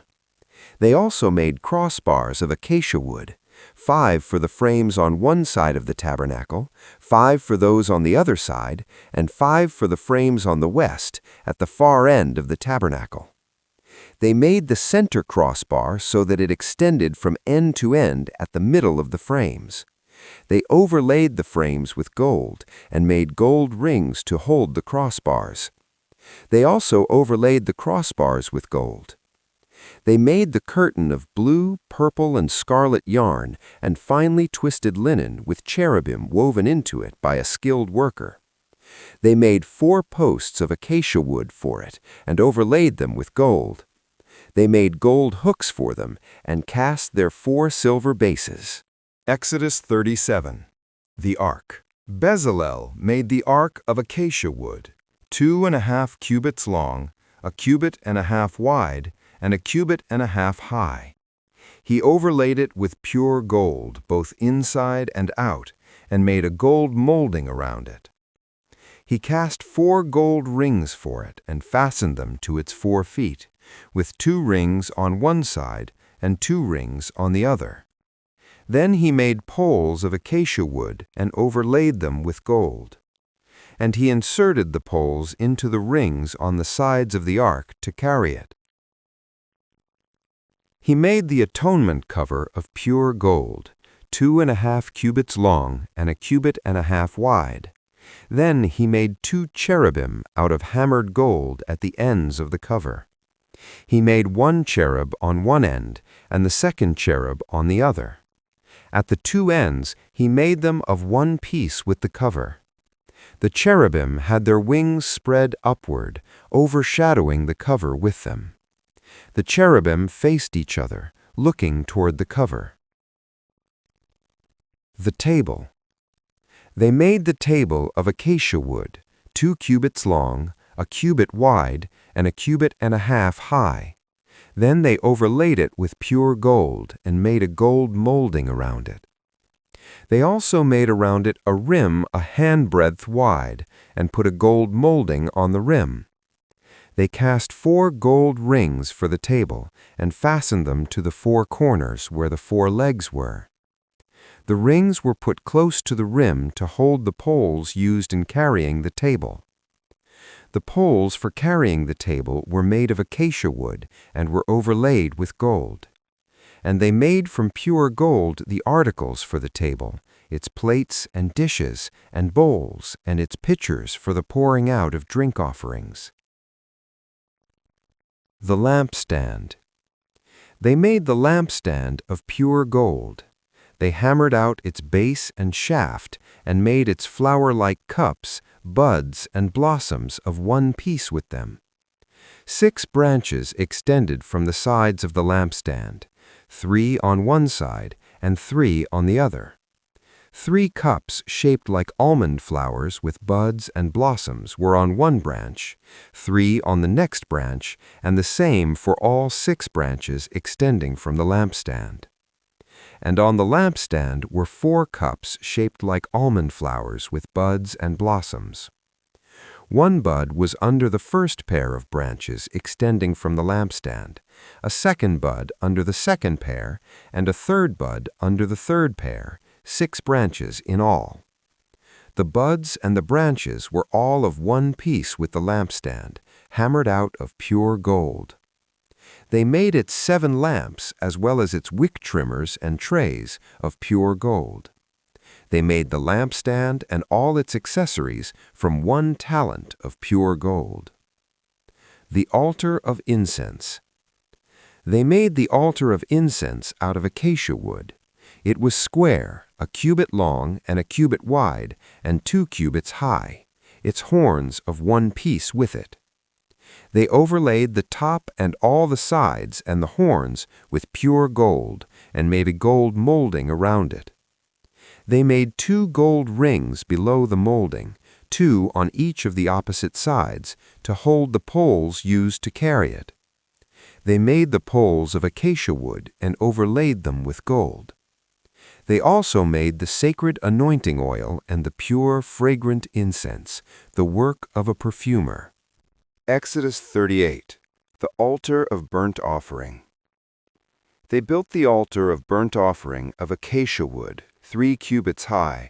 It was square, 5 cubits long, and 5 cubits wide. They made a horn at each of the 4 corners, so that the horns and the altar were of one piece, and they overlaid the altar with bronze. They made all its utensils of bronze, its pots, shovels, sprinkling bowls, meat forks, and fire pans. They made a grating for the altar, a bronze network to be under its ledge, halfway up the altar. They cast bronze rings to hold the poles for the 4 corners of the bronze grating. They made the poles of acacia wood and overlaid them with bronze. They inserted the poles into the rings so they would be on the sides of the altar for carrying it. They made it hollow out of boards. The basin for washing. They made the bronze basin and its bronze stand from the mirrors of the women who served at the entrance to the tent of meeting. The courtyard. Next, they made the courtyard. The south side was 100 cubits long and had curtains of finely twisted linen, with 20 posts and 20 bronze bases, and with silver hooks and bands on the posts. The north side was also 100 cubits long, and had 20 posts and 20 bronze bases, with silver hooks and bands on the posts. The west end was 50 cubits wide and had curtains, with 10 posts and 10 bases, with silver hooks and bands on the posts. The east end, toward the sunrise, was also 50 cubits wide. Curtains 15 cubits long were on one side of the entrance, with 3 posts and 3 bases, and curtains 15 cubits long were on the other side of the entrance to the courtyard, with 3 posts and 3 bases. All the curtains around the courtyard were of finely twisted linen. The bases for the posts were bronze. The hooks and bands on the posts were silver, and their tops were overlaid with silver. So all the posts of the courtyard had silver bands. The curtain for the entrance to the courtyard was made of blue, purple, and scarlet yarn and finely twisted linen, the work of an embroiderer. It was 20 cubits long and, like the curtains of the courtyard, 5 cubits high, with 4 posts and 4 bronze bases. Their hooks and bands were silver, and their tops were overlaid with silver. All the tent pegs of the tabernacle and of the surrounding courtyard were bronze. The materials used. These are the amounts of the materials used for the tabernacle of the covenant law, which were recorded at Moses' command by the Levites under the direction of Ithamar, son of Aaron, the priest.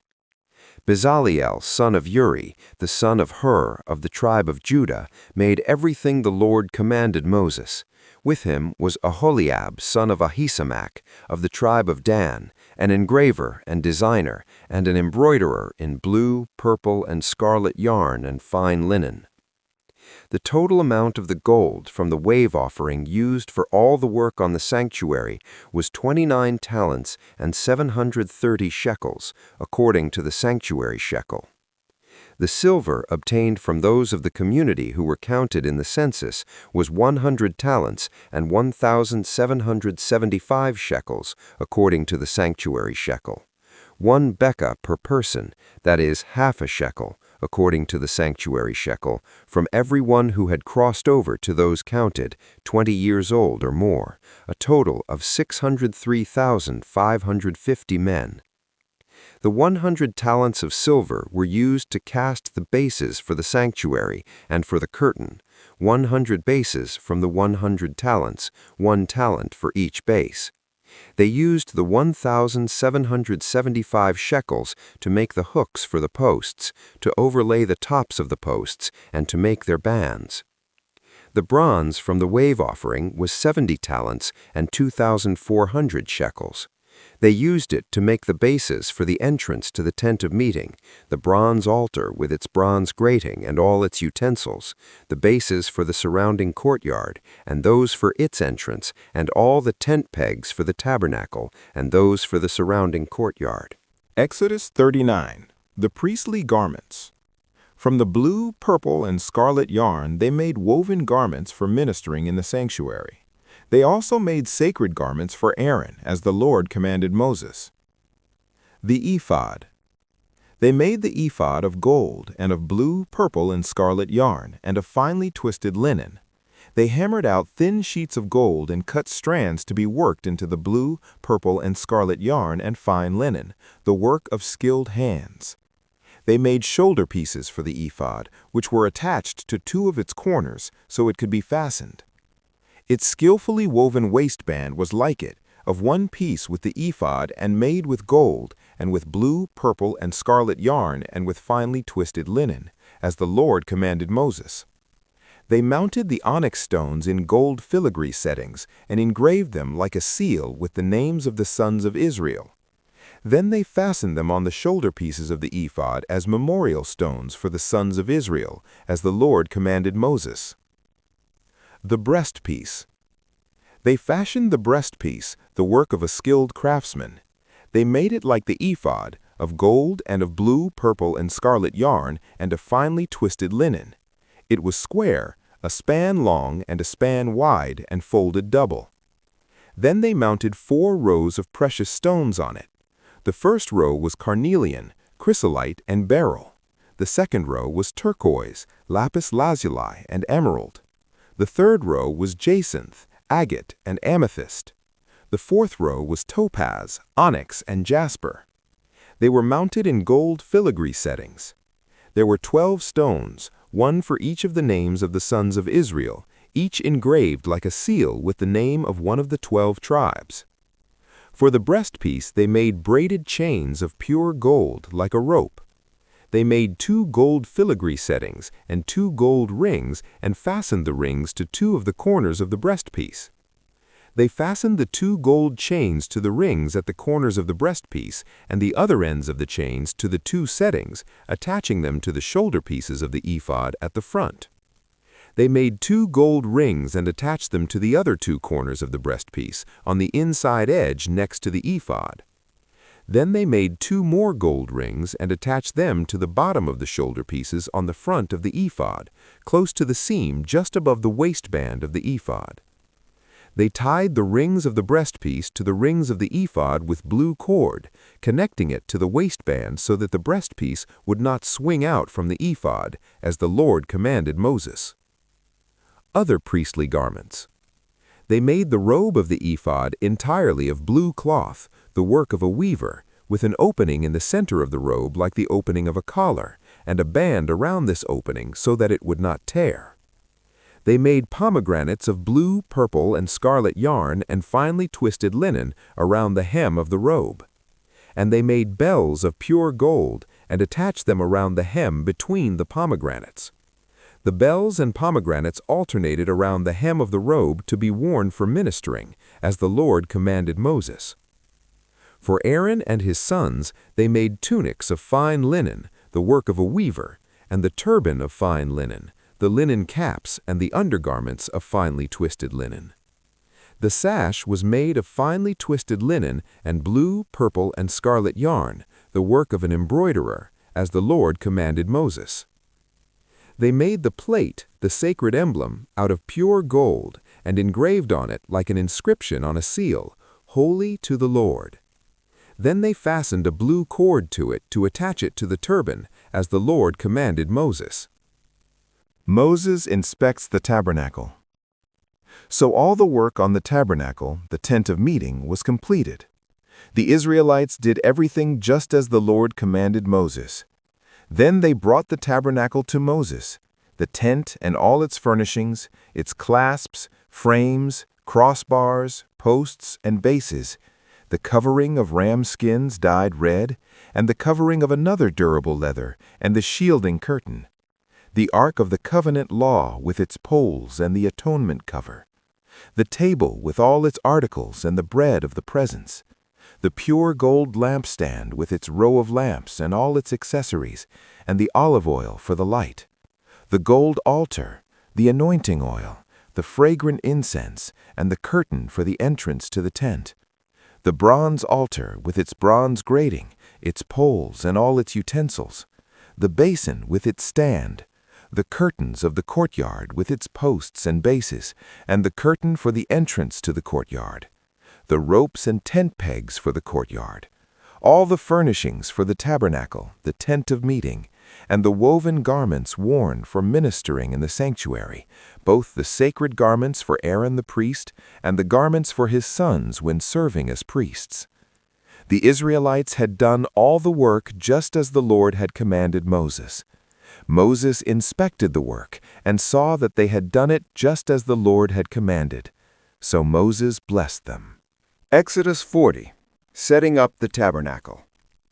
Then the Lord said to Moses, "Set up the tabernacle, the tent of meeting, on the first day of the first month. Place the Ark of the Covenant law in it, and shield the Ark with the curtain. Bring in the table, and set out what belongs on it.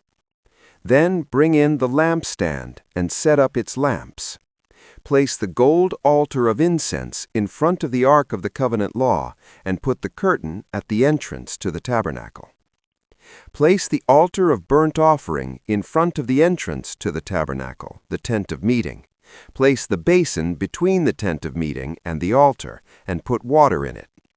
Set up the courtyard around it, and put the curtain at the entrance to the courtyard. Take the anointing oil and anoint the tabernacle and everything in it. Consecrate it and all its furnishings, and it will be holy. Then anoint the altar of burnt offering and all its utensils. Consecrate the altar, and it will be most holy. Anoint the basin and its stand, and consecrate them. Bring Aaron and his sons to the entrance to the tent of meeting, and wash them with water. Then dress Aaron in the sacred garments, anoint him, and consecrate him so he may serve me as priest. Bring his sons and dress them in tunics. Anoint them just as you anointed their father, so they may serve me as priests. Their anointing will be to a priesthood that will continue throughout their generations. Moses did everything just as the Lord commanded him. So the tabernacle was set up on the first day of the first month in the second year. When Moses set up the tabernacle, he put the bases in place, erected the frames, inserted the crossbars, and set up the posts.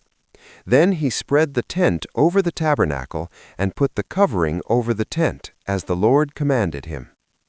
He took the tablets of the covenant law and placed them in the ark, attached the poles to the ark, and put the atonement cover over it.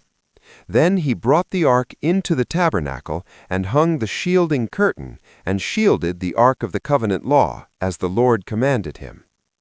Moses placed the table in the tent of meeting on the north side of the tabernacle outside the curtain, and set out the bread on it before the Lord, as the Lord commanded him. He placed the lampstand in the tent of meeting opposite the table on the south side of the tabernacle, and set up the lamps before the Lord, as the Lord commanded him. Moses placed the gold altar in the tent of meeting in front of the curtain and burned fragrant incense on it, as the Lord commanded him. Then he put up the curtain at the entrance to the tabernacle. He set the altar of burnt offering near the entrance to the tabernacle, the tent of meeting, and offered on it burnt offerings and grain offerings, as the Lord commanded him. He placed the basin between the tent of meeting and the altar, and put water in it for washing, and Moses and Aaron and his sons used it to wash their hands and feet. They washed whenever they entered the tent of meeting or approached the altar, as the Lord commanded Moses. Then Moses set up the courtyard around the tabernacle and altar, and put up the curtain at the entrance to the courtyard. And so Moses finished the work. The glory of the Lord. Then the cloud covered the tent of meeting, and the glory of the Lord filled the tabernacle. Moses could not enter the tent of meeting because the cloud had settled on it, and the glory of the Lord filled the tabernacle.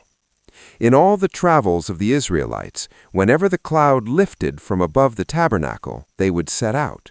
But if the cloud did not lift, they did not set out, until the day it lifted.